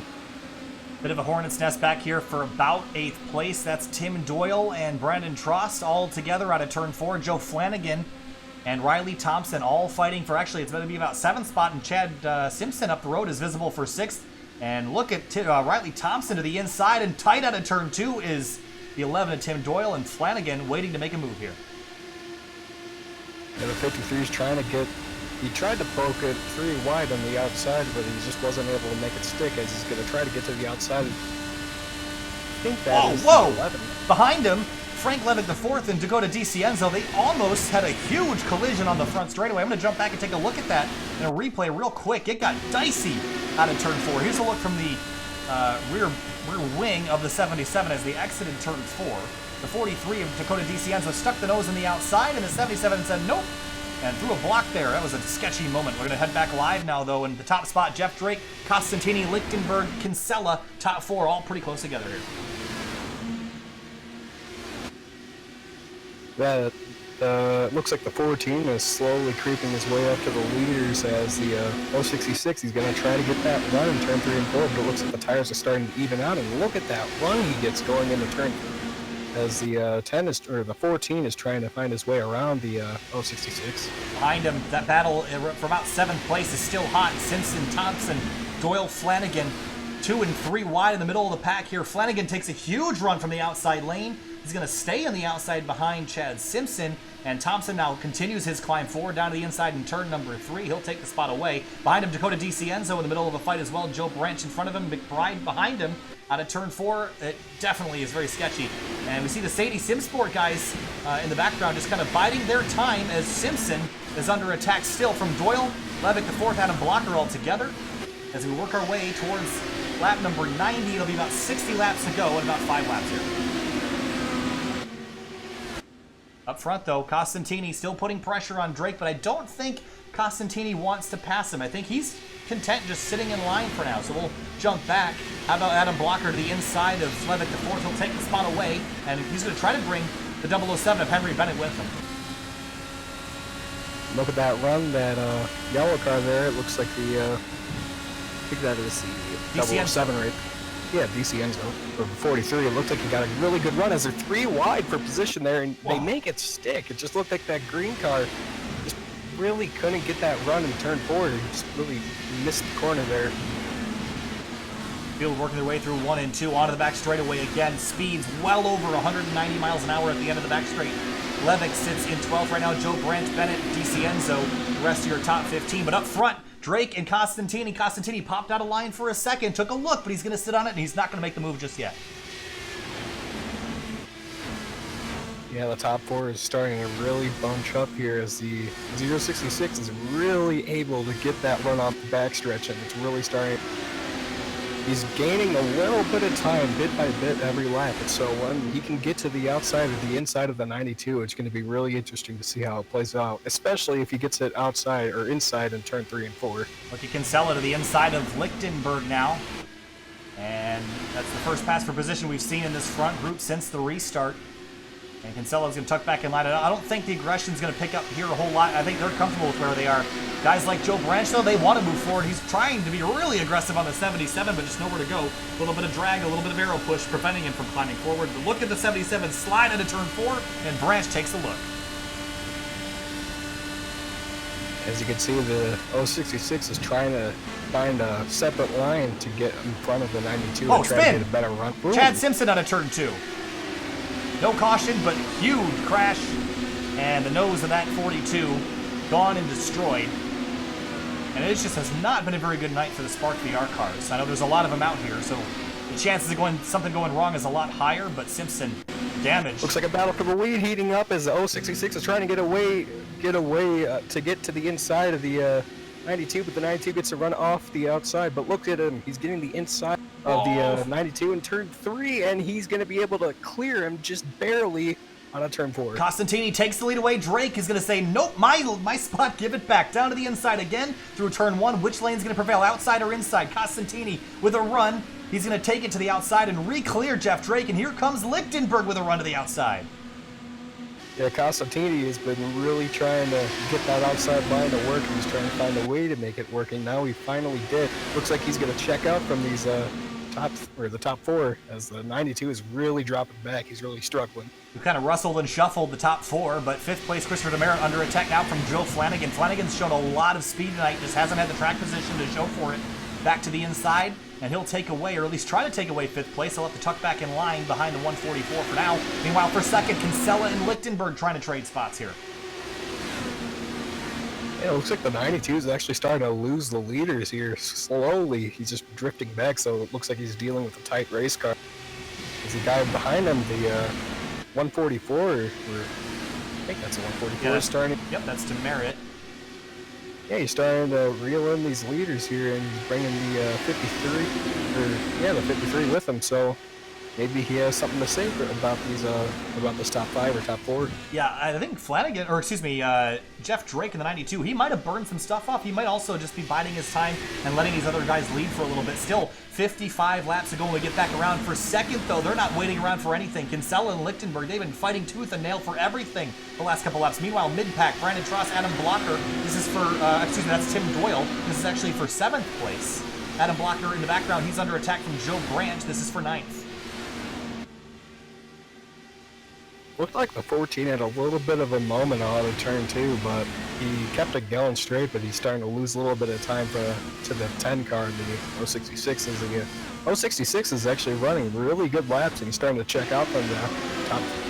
Yeah, he was just kind of saving his stuff, I think, and he managed to save enough stuff where he could turn up the heat and light the wick on fire. He's begun to take off. In the background, I see Trost and Demerit. Demerit's fallen back a couple spots back to 7th. Trost is up to 6th. Tim Doyle climbing back through the field. He's running 8th right now and taking a look on the 144. That's for 7th, and Demerit slow out of turn 2. Oh, we got a crash on the backstretch. Crash. So it looks like the 92 just got loose off the corner and just pounded the inside wall as he's going to go into the grass and possibly reset his car, try to make it back to pit road. Jeff Drake. Really unfortunate end. Yeah, for 92. Jeff Drake, just one of the best cars all night, had a whole lot of speed in that car. What happened here? Was there contact at all? He was right behind the 53 of Flanagan, and I think he was all by himself. Just got loose out of turn 2, and big impact to the concrete. That's just such a shame. A terrible way to end the night for a car that could have won the race. He's still crabbing his way down the back straight, trying to make his way back to pit lane. Yeah, but he's dropped back to 20th, and he's probably going to lose the the first car lap down position to the 25 eventually. Really unfortunate end to the 92's day. He looked like the car to beat, but just that strategy just didn't work out for him. Yeah, he led 56 laps. Unfortunately, a terrible way to end. Kinsella, here comes Flanagan to the inside, 3 wide. This is for 2nd place. Kinsella's got it. Lichtenberg now off into turn 1. He's got a nose ahead. They're both trying to chase. Costantini up front. He's 3/10 up the road with 50 laps to go next time by. We're starting to run the laps out of time, and it's getting dicey up here. Yeah, it looks like when they're side by side, they're actually gaining a little bit of time on the 066, or at least one of the cars are, but the 066 can just sort of gain it back. So as you can see, the 10's actually starting to reel in the 066 on the straightaways, but just can't really get it done in the corners. As you can see, he gets a little tight. The 53 is trying to find a way around these two, as he knows he's a little bit faster than them. Keeping an eye on Adam Blocker as well in the background. He was pretty dicey with the 11 of Tim Doyle down into turn 1. They had a moment there, but back up towards the front. Lichtenberg now sits in 2nd place, 4/10 behind Costantini. Then it's Kinsella, Flanagan, and Tross back in 5th. And then right behind, there's Tim Doyle on the inside of Demerit, trying for 7th place.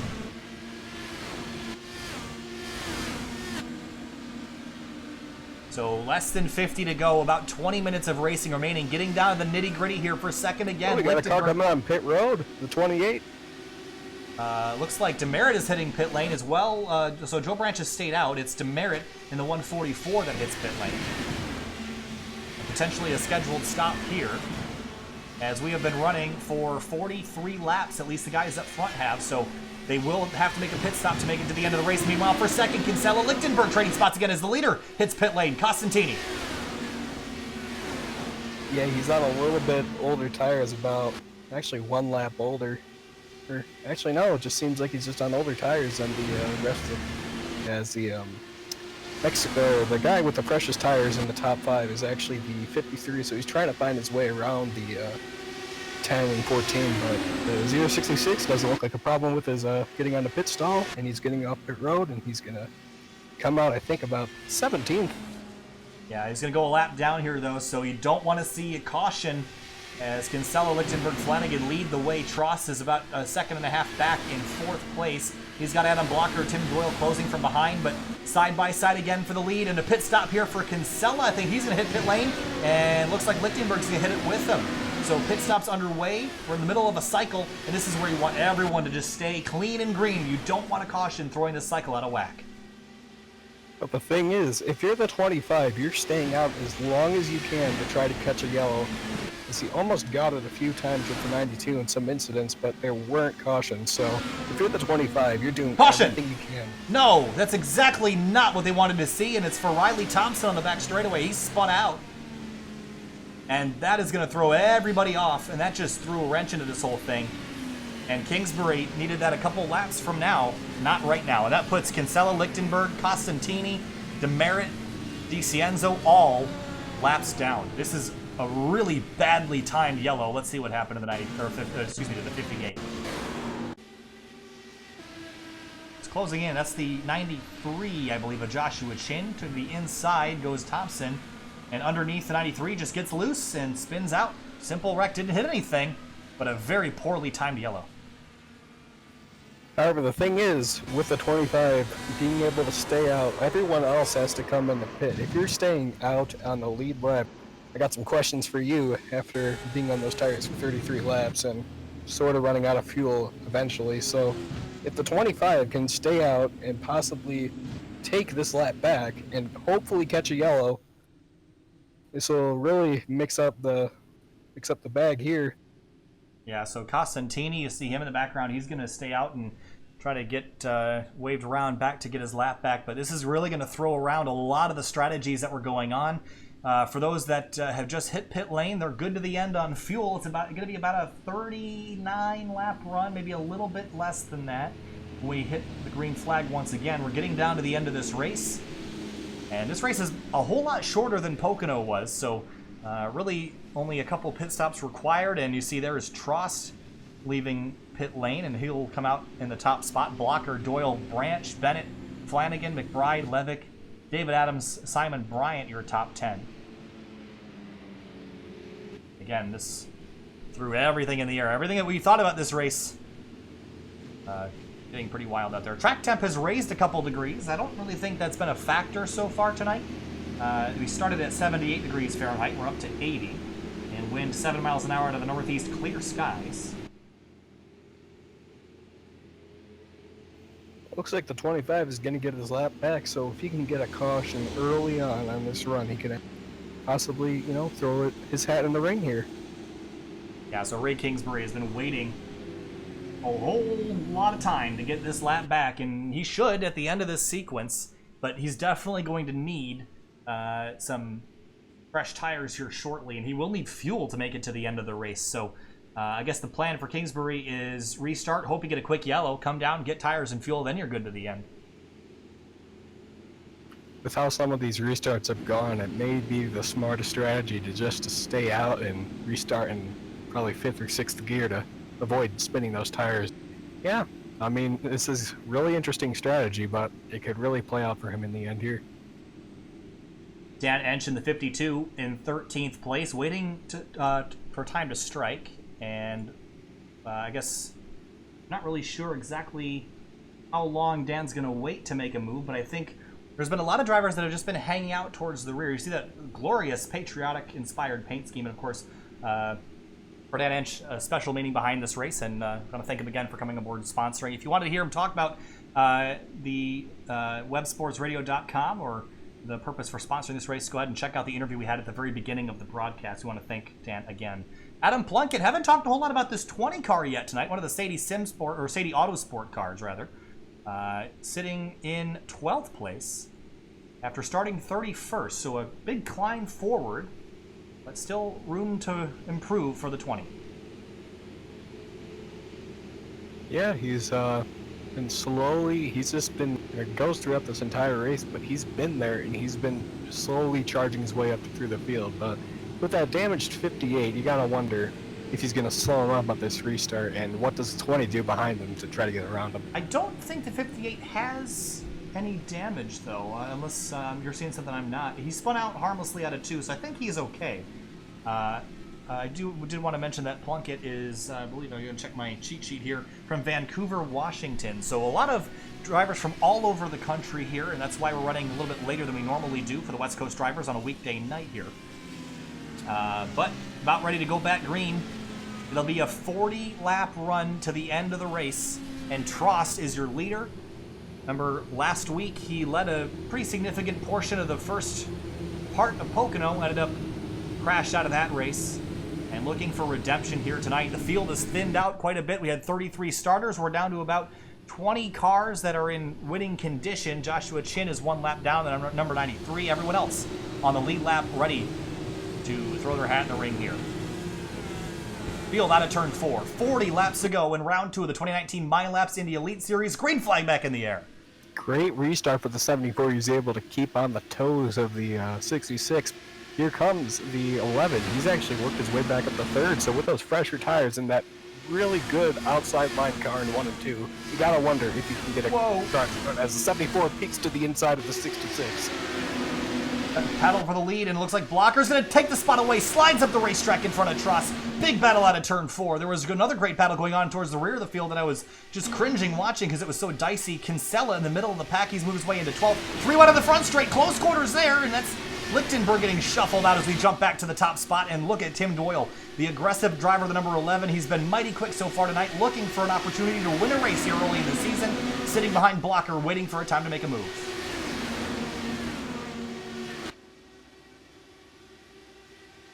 And there's a 007 Henry Bennett popping out of line. Niall McBride, he was spun out earlier in the race. He's recovered back to 6th.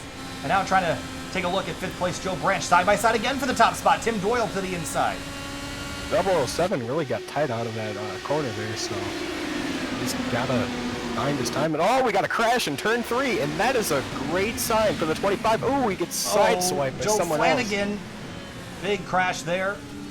Flanagan's the only one I see immediately that's torn up. I don't know if there's any other cars involved, but Flanagan, another fast car this race, and he was on the outside of Joe Branch. Oh, Branch, and there was some netcode there, but big impact for the 53 in the wall. And I think he got clipped. That was another red car there. Was it Riley Thompson? Trying to see who that was. Yes, it was Riley Thompson. I think he actually avoided contact. I don't see anything immediate on the 58. Yeah, it might have been a little bit of netcode there. Maybe iRacing thinking there was contact to the 53 there, but there wasn't any. But this is really great for the 25 car, as he now can go in for tires, go in for fuel, and he'll be on the lead lap. Yeah, so the 25 Ray Kingsbury, the round 1 winner. Yeah, it was about a foot and a half worth of netcode there, and Joe Branch got into the 53. And then I wanted to ride on board again with the 58. Because Riley Thompson had a great view of this, because he just missed this by, I don't even want to say a quarter of an inch. Look at this. Wow.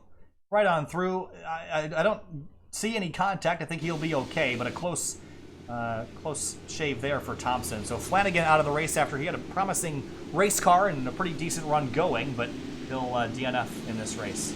Do you mention the 25, though? Last week's winner, Ray Kingsbury, came in here with a whole lot of confidence in that Spark VR car, and he's deep in the field, but he's got about 35 laps worth of time to go up there and try to make something happen, so we'll see how many positions he can climb. Adam Blocker, though, what a pass for the lead, and then Adrenaline Motorsports, number 74. And what does Tim Doyle do? As we all know, he can get a really good run on the outside line in turn 1 and 2. So what does he do to get around the 74 to possibly take the lead away and possibly the... Well, I mean, you don't want to jump the restart. I mean, that is a penalizable offense. But what you do want to do is you kind of want to, lay back just a little bit and just try to anticipate the start of the 74. And you don't want to jump it because you'll get yourself penalized. But if you just beat them by an inch, these cars, as long as you got the pedal to the floor here, and you're not spinning tires, they all accelerate pretty much the same. Although, again, this is an open setup series, so I'm not really sure what kind of downforce these guys are running, but whatever downforce Tim Doyle has, it certainly is helping him down on the short end of the racetrack. Again, taking a look at our track map, turns 1 and 2 is on the right-hand side of your screen. That is the tight area, and that is where Tim Doyle's been quick. So my guess is that they've got some more downforce in that car. They got the weight jacker tuned just right.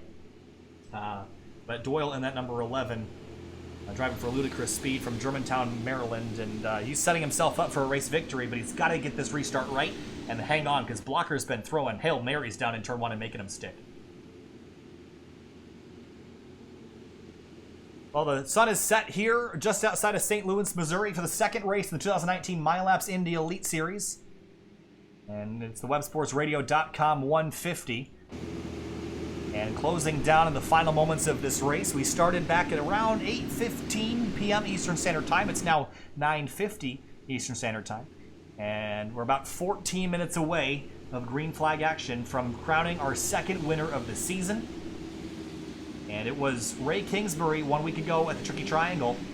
But I haven't really seen anybody be dominant. The only car that really was Jeff Drake, and right now he's sitting on pit lane with a destroyed race car. So to me, it's anyone's game in the top 5. But if you had to pick one driver inside the top 5, who are you going to go with, Liam? Honestly, with how Adam Blocker was able to get by the 66 there, and how dominant, or not really dominant, but how like the 66 was there, and he was like probably the second best car behind the 92. With how the 74 was able to get by the 92 there, I would probably say the 74 would be the guy to beat here, but the 11 is just so good on the outside. But my pick is the 74. I'm gonna go with the number 11 at Tim Doyle. I think if he can get this restart and use the downforce in his car to his advantage, I think he'll be pretty tough to beat, but he's gonna have to be aggressive on it. Trost as well could also steal something away. Henry Bennett has been awful fast, but I haven't been able to really see him get to the lead and stay there. So we'll see if he's got something up his sleeve. He's got to pass a couple more cars than Tim Doyle does. Bennett will restart 4th. Yeah, it just looked like the 007 on that run was just not really good on the inside. And that was really the only place he can get it gone, because it really seems like no one's good on the inside. The pace car is going to duck to the inside and about to peel off onto pit road. The 74 is going to restart this race. 33 pace car's in. Laps to go here at Gateway, and Adam Blocker takes the green flag, and Doyle wasn't really right on him, so he's going to have a little bit of ground to make up as they make their way down to turn 1, but 33 to go here at Wide Technology Raceway. Yeah, great restart of the 74 there, but the 11 is just starting to, reel him in there. And he's just not really able to get there before the corners, but when he gets to the front stretch, if he can get that run, as he gets 74 washes up, the 11's going to get the run off the corner. Yeah. If he can just get to the outside of the 74 in turn 1 and 2, he'll have it. Yeah, I think that 11 is definitely running more downforce than the 74. Look at him dive to the inside. This is a scary move here, as the 74 is way wide at the exit of turn 2, but Doyle definitely running more downforce than the 74. Blocker, you see him gaining on the straightaway here. Then look at Doyle as they get to the corner, just so much more grip. Stay off those curbs, though. That's a very slippery line to run. And looks like Doyle will take the lead back. Blocker backs off, and a Tross is going to sit in line, and a stack up, an accordion effect down into turn 1.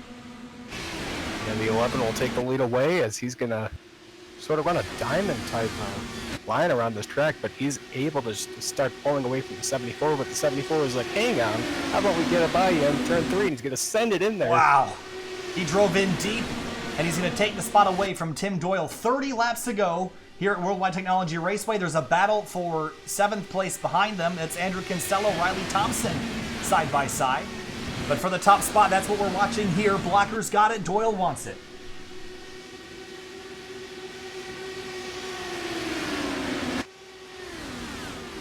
Ray Kingsbury hasn't really been able to make his way up through the field.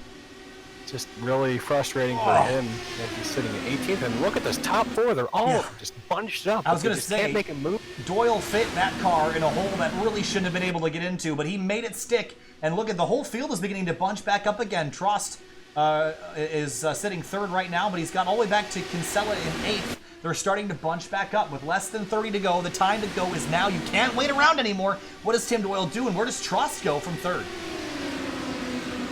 Well, with how everyone's been making their passes for the lead, they've just sort of been sending it into the corner and they just get back under the line, but they have to check up. So maybe if he can catch a scenario where both of them have to check up, he can fly by on whatever lane is open. A 10th and a half separates Blocker from Doyle. Look at Trost.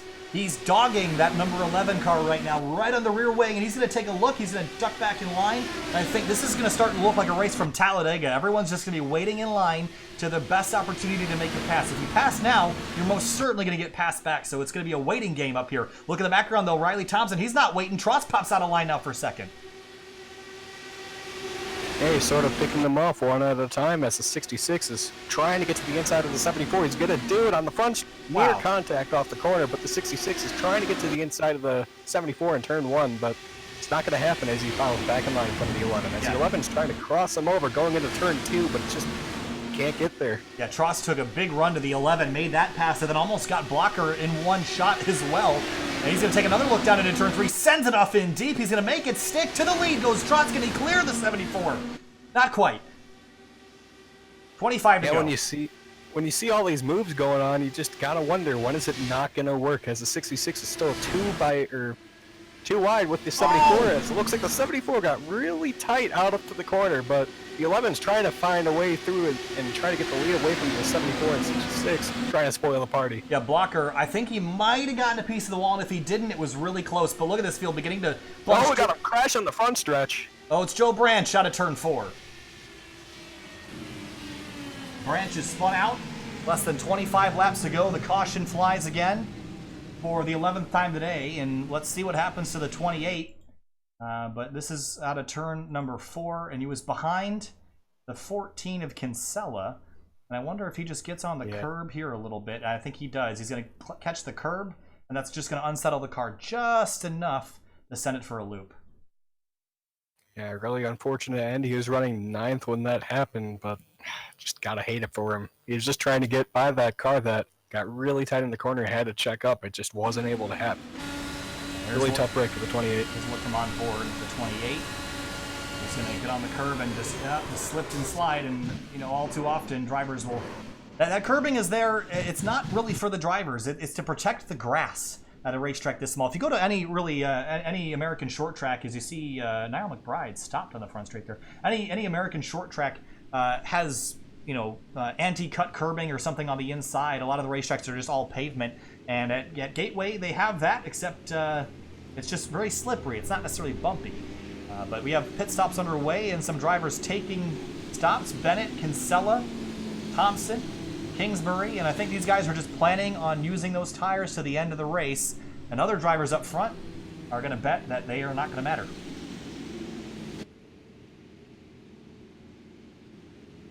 Back up front, it looks like the 66 is going to be the leader on this restart, as the 11 is also going to be P2 behind him, but we've seen how he's able to just get that run off the corner, and he's so good on these early runs. He just can't really make it work on the long run, but let's see how it works.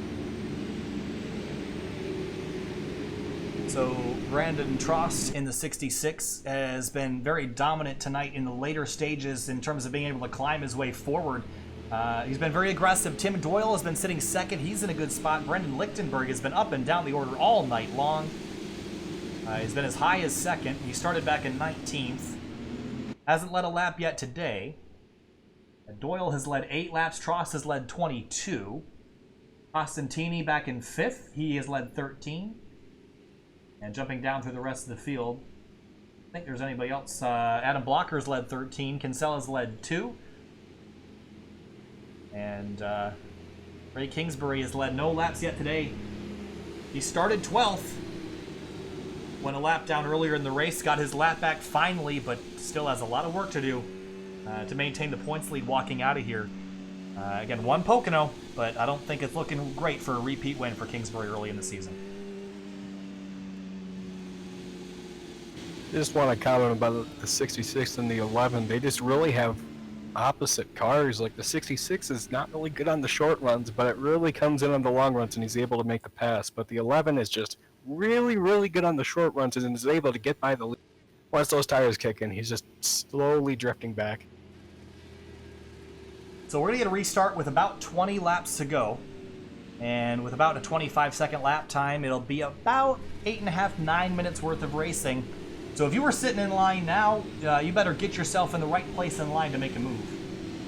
Because you're going to want to be probably second within the last 5 laps or so. I don't think you want to be leading within the last 5 laps because you most certainly are going to get yourself past unless you can get a pretty good jump on the restart there. So lights are going to shut off on the FR500 pace car. Re-rack him, restack him. Trost, Doyle, McBride, Lichtenberg, Costantini, Demerit, Adams, DiCienzo, Levick, and Bryant, your top 10. 20 to go in this restart, so it's going to be a little bit of a sprint to the end here. As if we keep getting cautions like this, the longer runs aren't going to matter. The 74 really made an interesting choice on coming to pit road. Yeah, I was surprised by that too. He's going to restart 11th.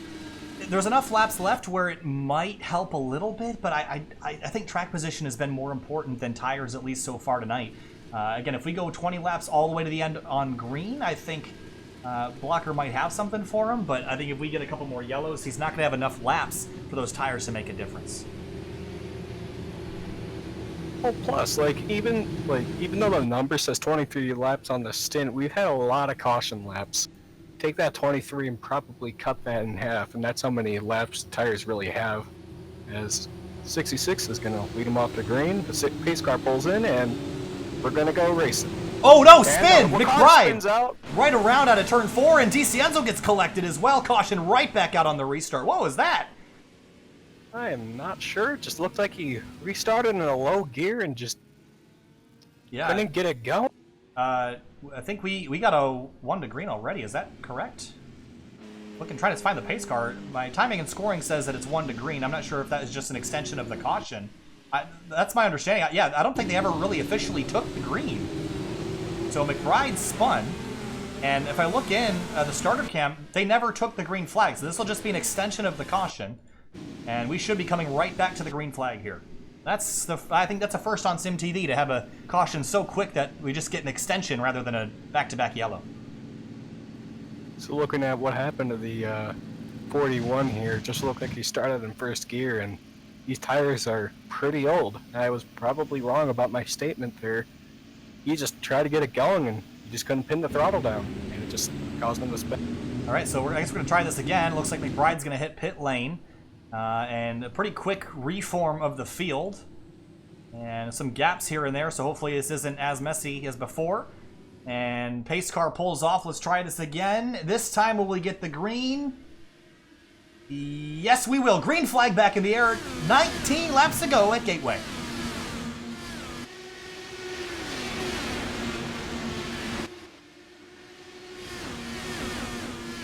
'74 has re-entered the top 10, so just has a lot of cars with older tires, but he's the guy with the freshest tires on this restart. He's the furthest up. He gets passed for position, but I think that is 14. But he has the freshest tires, and he's the furthest up front on those fresh tires. Top 4, nose to tail. Trost, Lichtenberg, Doyle, Costantini. Demerit's there as well. Any of these drivers in the top 5 could win the race. Look at Trost trying to break the draft all the way down to the white line on the back straightaway, trying to snake to get away from Lichtenberg. It's a 0.3 of a second gap. If he has that big of a lead on the last lap, he'll be good to go. 17 to go this time through. Tim Doyle, 3rd, Costantini, 4th. And a battle behind. There's Adam Blocker. Remember, he's got fresh tires to the inside of Kinsella. Tucks back in line. There's Riley Thompson, Simon Bryant. Well, that's one of the Sadie Sinsport or Autosport cars. Henry Bennett to the inside of him. And it's just chaos towards the front. That looks like it would be the, I think that is not sure who that is. I think it's the 41 of McBride, returning from the pits. He's 2 laps down. For 3rd place, Costantini and Doyle fighting. Doyle on the inside, Costantini on the outside of that yellow car. And look at Trost, he's actually beginning to build a slight lead in the background. The 14 of Kinsella, David Adams in the 88, they're side by side. Here comes Blocker now to take advantage of the spot. Yeah, the top 5's all in this lead draft. The 66 is starting to pull away just a little bit. As we saw, the 11 is starting to drift back through the field as he's going to try to get his way to the inside of the 066 there. It's just not going to... Yeah. Whoa, he's inside of him on the backstretch. He's going to have a run down into turn 3. Does he have enough downforce to make this stick? Costantini looks really strong right now. Doyle back to 4th. Christopher Demerit stuck in 5th. Then it's Kinsella, Blocker 6th and 7th behind. Side by side into turn 4, it's Thompson, and that's the 88 of David Adams. But up front, Trost has a lead that is, it's not really growing per se, but it's not shrinking either. It's 0.4 of a second now into turn 2. And it's starting to shrink a little bit as he kind of starting to pull him in inch by inch, just a little bit quicker every lap as the gap is 371. Let's see where it is on this lap. It's going to be 381. So it's kind of growing a little bit, but it's not that much. So if the 66 makes a little bit of a mistake, the 10 can capitalize and slowly reel him back in. Last time by, Tross ran a 24.682 to Brennan Lichtenberg's 24.692, so about a hundredth of a second quicker. It's not a huge gain, but it's not a loss either. Behind Demerit and Kinsella, that's a fight for the top 5 spot. 12 laps to go here at Wide Technology Raceway. Side by side for 5th place, Kinsella has the spot, but he's going to slide up the racetrack. Really died off the corner, but he just makes it stick. He doesn't get into him as the car behind. He goes for 6th place, and he's going to get by.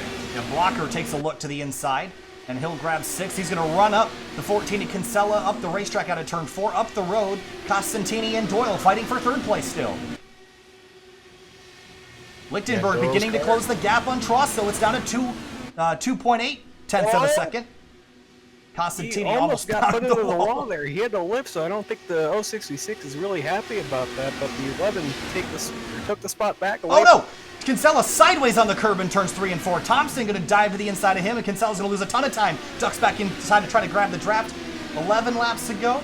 Make it 10. Tross out in front by 3.5 tenths of a second. Everyone not giving an inch here. We're getting down to the nitty gritty. About 4 minutes of racing remaining. Tross has it. Lichtenberg trying to close the gap. Yeah, he's slowly reeling him back in for the lead as he gets a great 3 and 4, but I don't think it's going to carry on the exit as he's starting to pull him in inch by inch as they're too wide for the 3rd position. The 11's on the inside from the 066, but the 066 isn't really happy about what he did earlier. Costantini took a huge run to the outside, crosses over, Doyle to the outside. Here comes Blocker taking a look for 4th place. Up front, Lichtenberg is chasing down Tross. Blocker takes 4th place away, slides up the racetrack. Doyle back to the inside. Up front, battle for the lead. 8 laps to go. He goes to the inside in turn 1. Is he going to make it stick?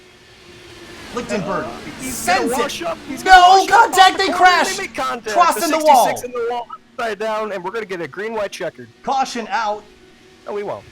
It'll be about 3 laps of racing left when we take the green, but Trost destroyed out of turn 2.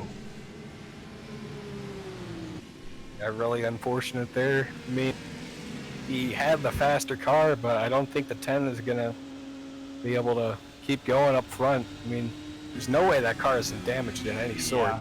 Well, let's ride on board here.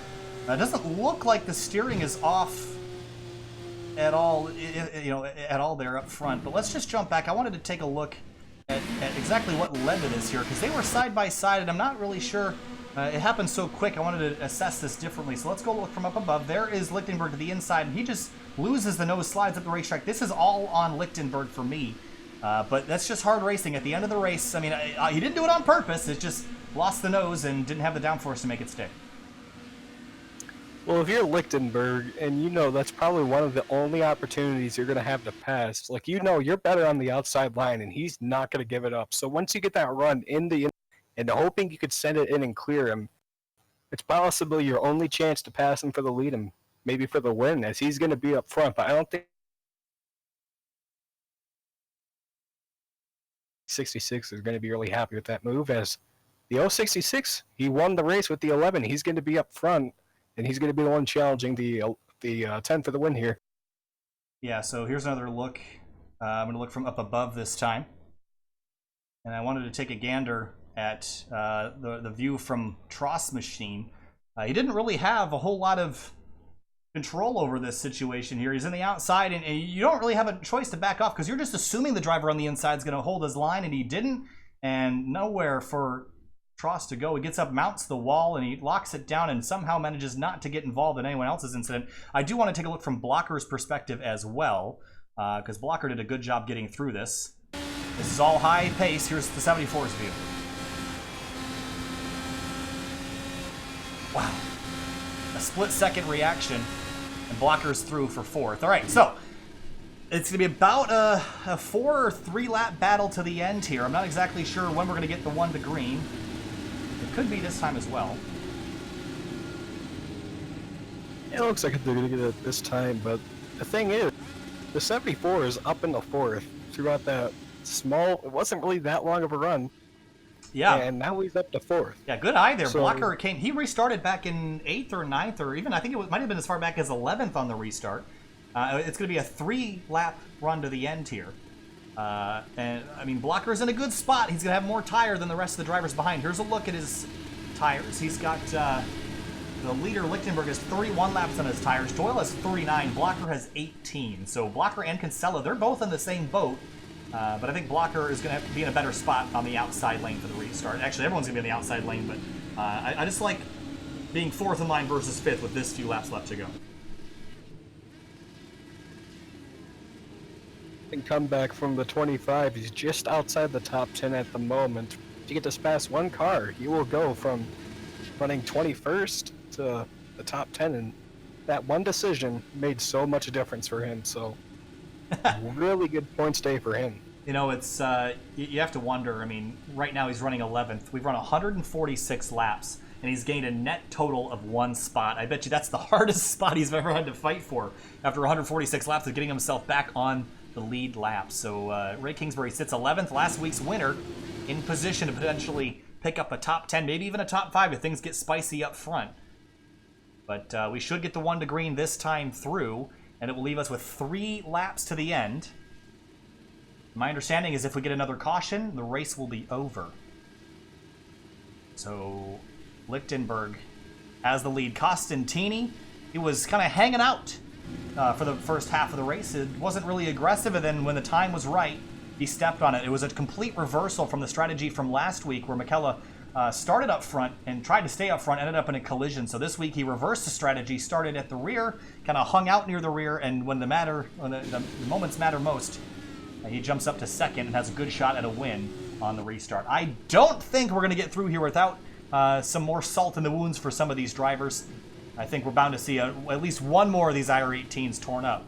And we'll see which driver comes out on top. But take a roll of the dice, pick anyone in the top 10 that could be your winner here in just over 3 laps time. Line astern through 3 and 4. Lichtenberg, Costantini, Doyle, Blocker, Kinsella, Demerit, Thompson, Bennett, Adams, DiCienzo, your top 10.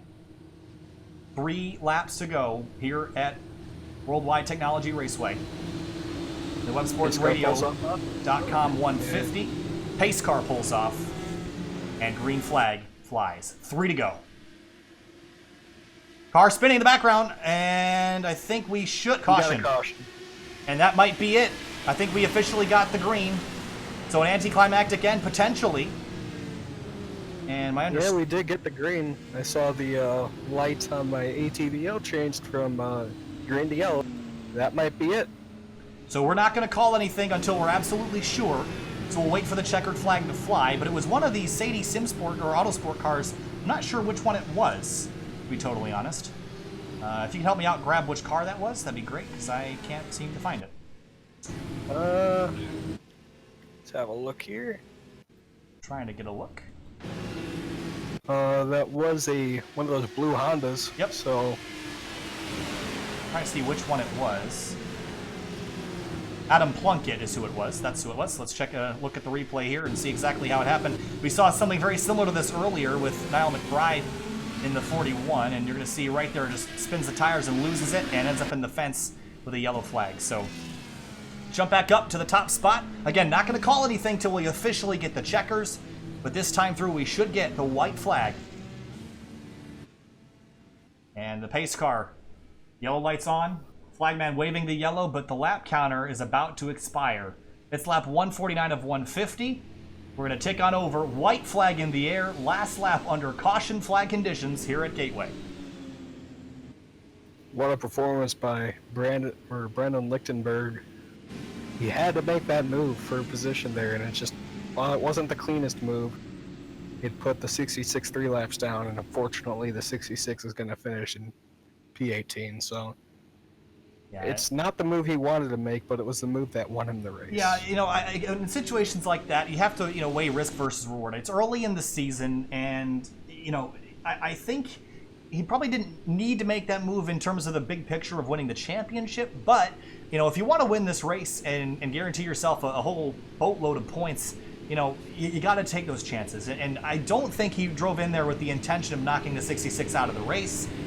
but it was over aggressive, maybe a little bit. But at the end of the day, the checkered flag cures all, and it looks like Brennan Lichtenberg is going to take home one tonight. Michele Constantini comes home in second, Doyle third. But out of turn 4, the checkered flag is waving here at Gateway.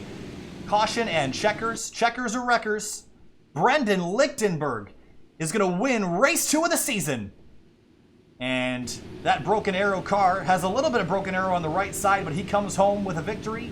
Michele Costantini in second, Doyle third, Blocker fourth, Kinsella fifth, Demerit, Thompson, Bennett, Adams, DiCienzo, and I think Kingsbury managed to walk away with an 11th place result after all that. So that's, I wouldn't call it a victory, but that's certainly a pretty good way to end the race, all things considered.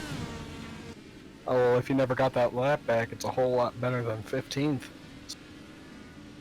Great run, or a great comeback, I would say. I wouldn't really say it would be a great day for him, but considering where he could have finished, he apparently it looks like he had to restart his iRacing, so really great run, or really great comeback from the 25 of Ray Kingsbury. So Brendan Lichtenberg, of course, Broken Arrow with the Indy 500 group, an Evolution Racing team from Ames, Iowa. And he's going to come on through, pick up his first victory of the season. So 2 races, 2 different winners here in the MYLAPS Indy Elite Series. And of course, the winner of tonight's event, of course, sponsored by websportsradio.com, the websportsradio.com 150. And we want to thank Coca-Cola of Kokomo for coming on board sponsoring, as well as MYLAPS for sponsoring the series. But Brendan Lichtenberg is going to celebrate here at Wide Technology Raceway. It wasn't a dominant night, but it certainly was enough to get the victory. Looks like the L66 is doing some celebratory second place finish and burnouts. I believe Costantini is also on the same team, so teammates celebrating their 1-2 finish here, and of course that's always an exciting thing for teammates to finish like that together. Taking a quick look at Lichtenberg's race, he led 8 laps en route to this victory. 18 spots, started 19th tonight, and managed to come home with the win. All right, that's going to be it for us for now. Just don't go anywhere. We're going to talk to winner Brennan Lichtenberg, Michele Constantini, and more in just a moment. Stay with us. We'll be right back.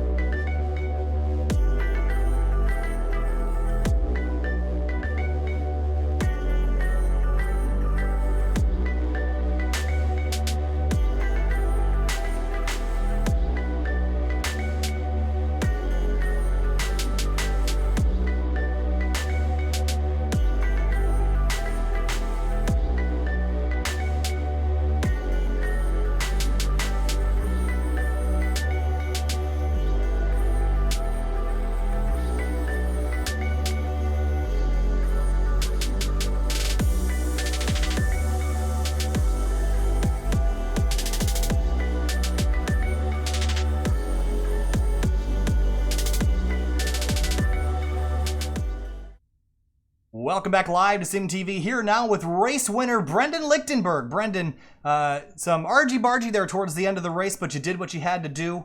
Talk to us about those last couple laps and fighting with the drivers up towards the front of the field and holding off your teammate there to get that victory. Well, to be honest, I'm not particularly happy that there was contact. Anyone knows me well knows that. People can think what they will, but it's the end of the race. You gotta go for it. I raced how he would race me. Held off McKelly. McKelly drove an excellent race. He came back from, Jesus, I don't know where, really far back, and he made there up there with me. So just really proud of the whole team and all the effort that's been put into it. Talking about this race in particular, we know there wasn't a whole lot of green flag running, and there was quite a few yellows here and there. How do you decide what strategy to go on, and how important were tires tonight in keeping your car up front? I would say pretty important. Well, obviously depending on the race situation, but I was telling our guys all yesterday that we always see times from other teams, but all we have to do is focus on ourselves. You may be fast, and I told them this is a race about just driving smart, keeping your car under control, making sure you made it back in one piece. It's kind of like an Indy 500 where you don't necessarily pay attention to what position you are until like lap 150 or so. It's kind of the same way. You want to make sure you're up front. It's a short track. It's a track position race, but really the key was just driving smart, protecting your car and yourself. All right, Brendan. Well, congratulations, especially for the team coming home 1-2. That's got to be really thrilling for you, Brendan. So congratulations on that. We'll see you at the next race. Thank you. All right, moving on now. I think we're going to talk to Andrew Kinsella, who finished 5th place tonight in his number 14. Andrew, kind of a wild race out there tonight in your Adrenaline Motorsports IR18. Talk to us about your night and how crazy it was those last couple laps. Yeah, well, first of all, the Adrenaline Motorsports car was absolutely amazing. Everyone at Powerslide did a great job getting ready for this race. We definitely had the best car out there, hands down. You saw Henry, Adam, myself. We could just pass at will. Everyone else was struggling, and to be honest, for most of the race, I was biding my time, got behind on pit strategy, and then Adam, Henry, and I were going to the front at the end, and then a couple of cautions, back marker.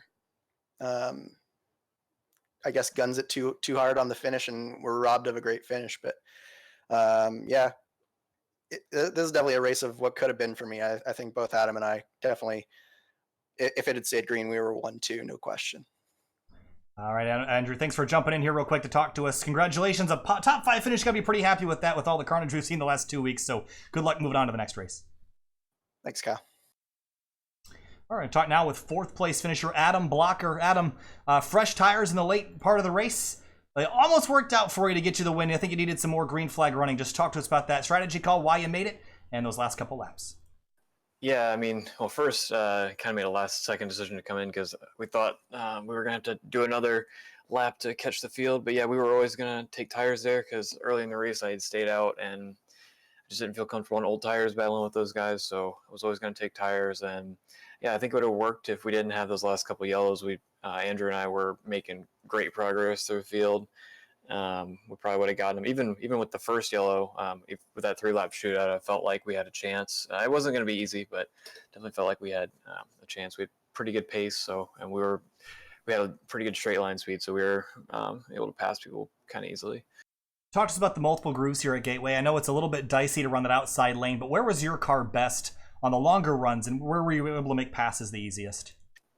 I mean, it's kind of the cool thing about Gateway is you can kind of make a pass anywhere depending on, and a bunch of different ways depending on the scenario. I mean, the high side at 1 and 2 is always good, but I mean, if cars in front of you are on the high line, then you go wherever there's clean air, which is the low line, and then you could make passes on the inside of 3 and 4 as long as you cleared them by the end of 3 and 4, which was definitely possible. And then if you set somebody up on the outside of 3 and 4. It could set you up to get past them before turn 1 because the cars in front of you would be on the wall, so you'd get their slipstream, or just set you up for an outside move in 1 and 2. So pretty much the only, and you could also make a move on the inside of 1 and 2 if you had enough overlap. So just really depended on who you were battling, what kind of downforce they had, and what the cars in front of you were doing. Adam Blocker, 4th place tonight, the number 74 Adrenaline Motorsports car. Adam, thanks for talking. Good luck next race. Yeah, thanks. All right, we're going to move on now. I think we're going to try to see if we can grab Tim and Doyle again. Hey, Tim Doyle, you got a copy? Yeah, I'm here. Hey, there's Tim. Well, a P3 tonight. You got to be pretty thrilled with that. I know you probably had a car that could have won the race. It seemed like you had a little bit more downforce built into your car, or at least you could roll that outside lane a lot better.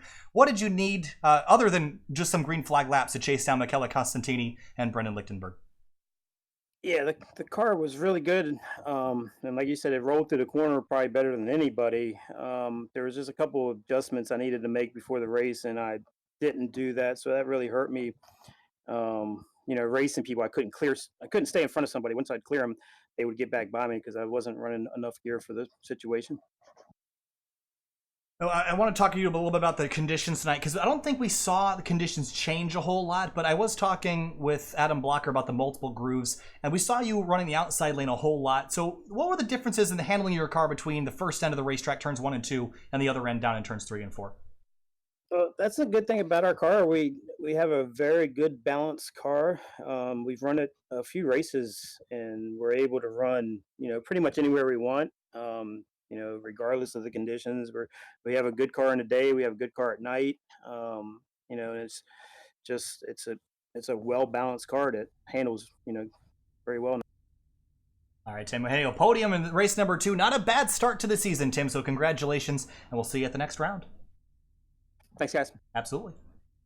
All right, and we're going to take one last word from Dan Ench tonight. Dan, I'm looking down the order, and I'm trying to see where you are. P12 of the number 52. So thoughts after tonight's race, after being out there for 150 laps? Yeah, it was kind of a yay-boo day for the Last Lap Motorsports team. Half of us didn't make it to the finish, but the other half of us overcame some adversity and managed to fight our way back. I'll tell you something. Frank and I were really chomping at the bit on that last restart, because we were the first ones in line with fresh tires, and we were looking forward to that. So we feel a little cheated right now. We might have had a top 10 coming to us, but we'll take what we got and send those points back to Vernon, Connecticut, and the folks back at Spark RV. I know they're listening in. Thanks, guys, for all your support. I know Matt and Joe are giggling right now, which is really a sad thing, but that's a different story. But anyway, we appreciate the folks at Spark RV. That's virtual reality. I said RV, but it's VR. VR. Virtual. Now I know they're giggling. But Spark VR is our sponsor, and they've done us a great job this year and gave us a lot of support so we could get. All right, Dan. Hey, we want to thank you again for coming on board with Web Sports Radio, and again, that was a great race and a good race to have your logo on. So thank you again for that partnership. Yeah, and thank you everybody for coming out to be in this one for Web Sports Radio, and to honor all of our fallen heroes, military, fire, police, EMT, everybody that has ever done anything to lay down their lives for their fellow Americans. We do appreciate them, and we'll be doing this again in the future. All right, Dan. Thanks so much. P12 tonight, so not quite as high as you wanted to be, but still a great run for you in that 52 team. Thanks for talking. We'll see you next race. All right, bye-bye. See ya. All right, Liam, final thoughts after leaving Gateway and Wide Technology Raceway. Pretty wild race out there for sure. Yeah, really wild race. I mean, I can't really keep forgetting that Ray Kingsbury went from a lap down to finishing 11th. So, I mean, he probably could have got a little bit more on that restart, but overall, a really entertaining race to watch. Yeah, really, really entertaining. All right, entertaining for sure. That's the second race of the season. We're going to take a couple of weeks off here before we head to our next round, and I'm pulling up that right now just to we got a lot of things running through our heads here. So we got a full schedule coming up again tomorrow night. We've got the Spec MX5 Sim Racing Challenge from Sebring on the Winding Road Magazine channel, so that's really exciting. And then, of course, on Thursday night, Scars Ferrari Challenge. That'll be at Brands Hatch on Thursday night at 8:20 p.m. And then our next round here is the 8th of September at Texas Motor Speedway. So looking forward to seeing everybody there. Thanks so much for watching, and thanks again to Web Sports Radio, MYLAPS, and Coca-Cola of Kokomo for coming on board and sponsoring this series. We'll see you on the 8th at Texas. Have a good night.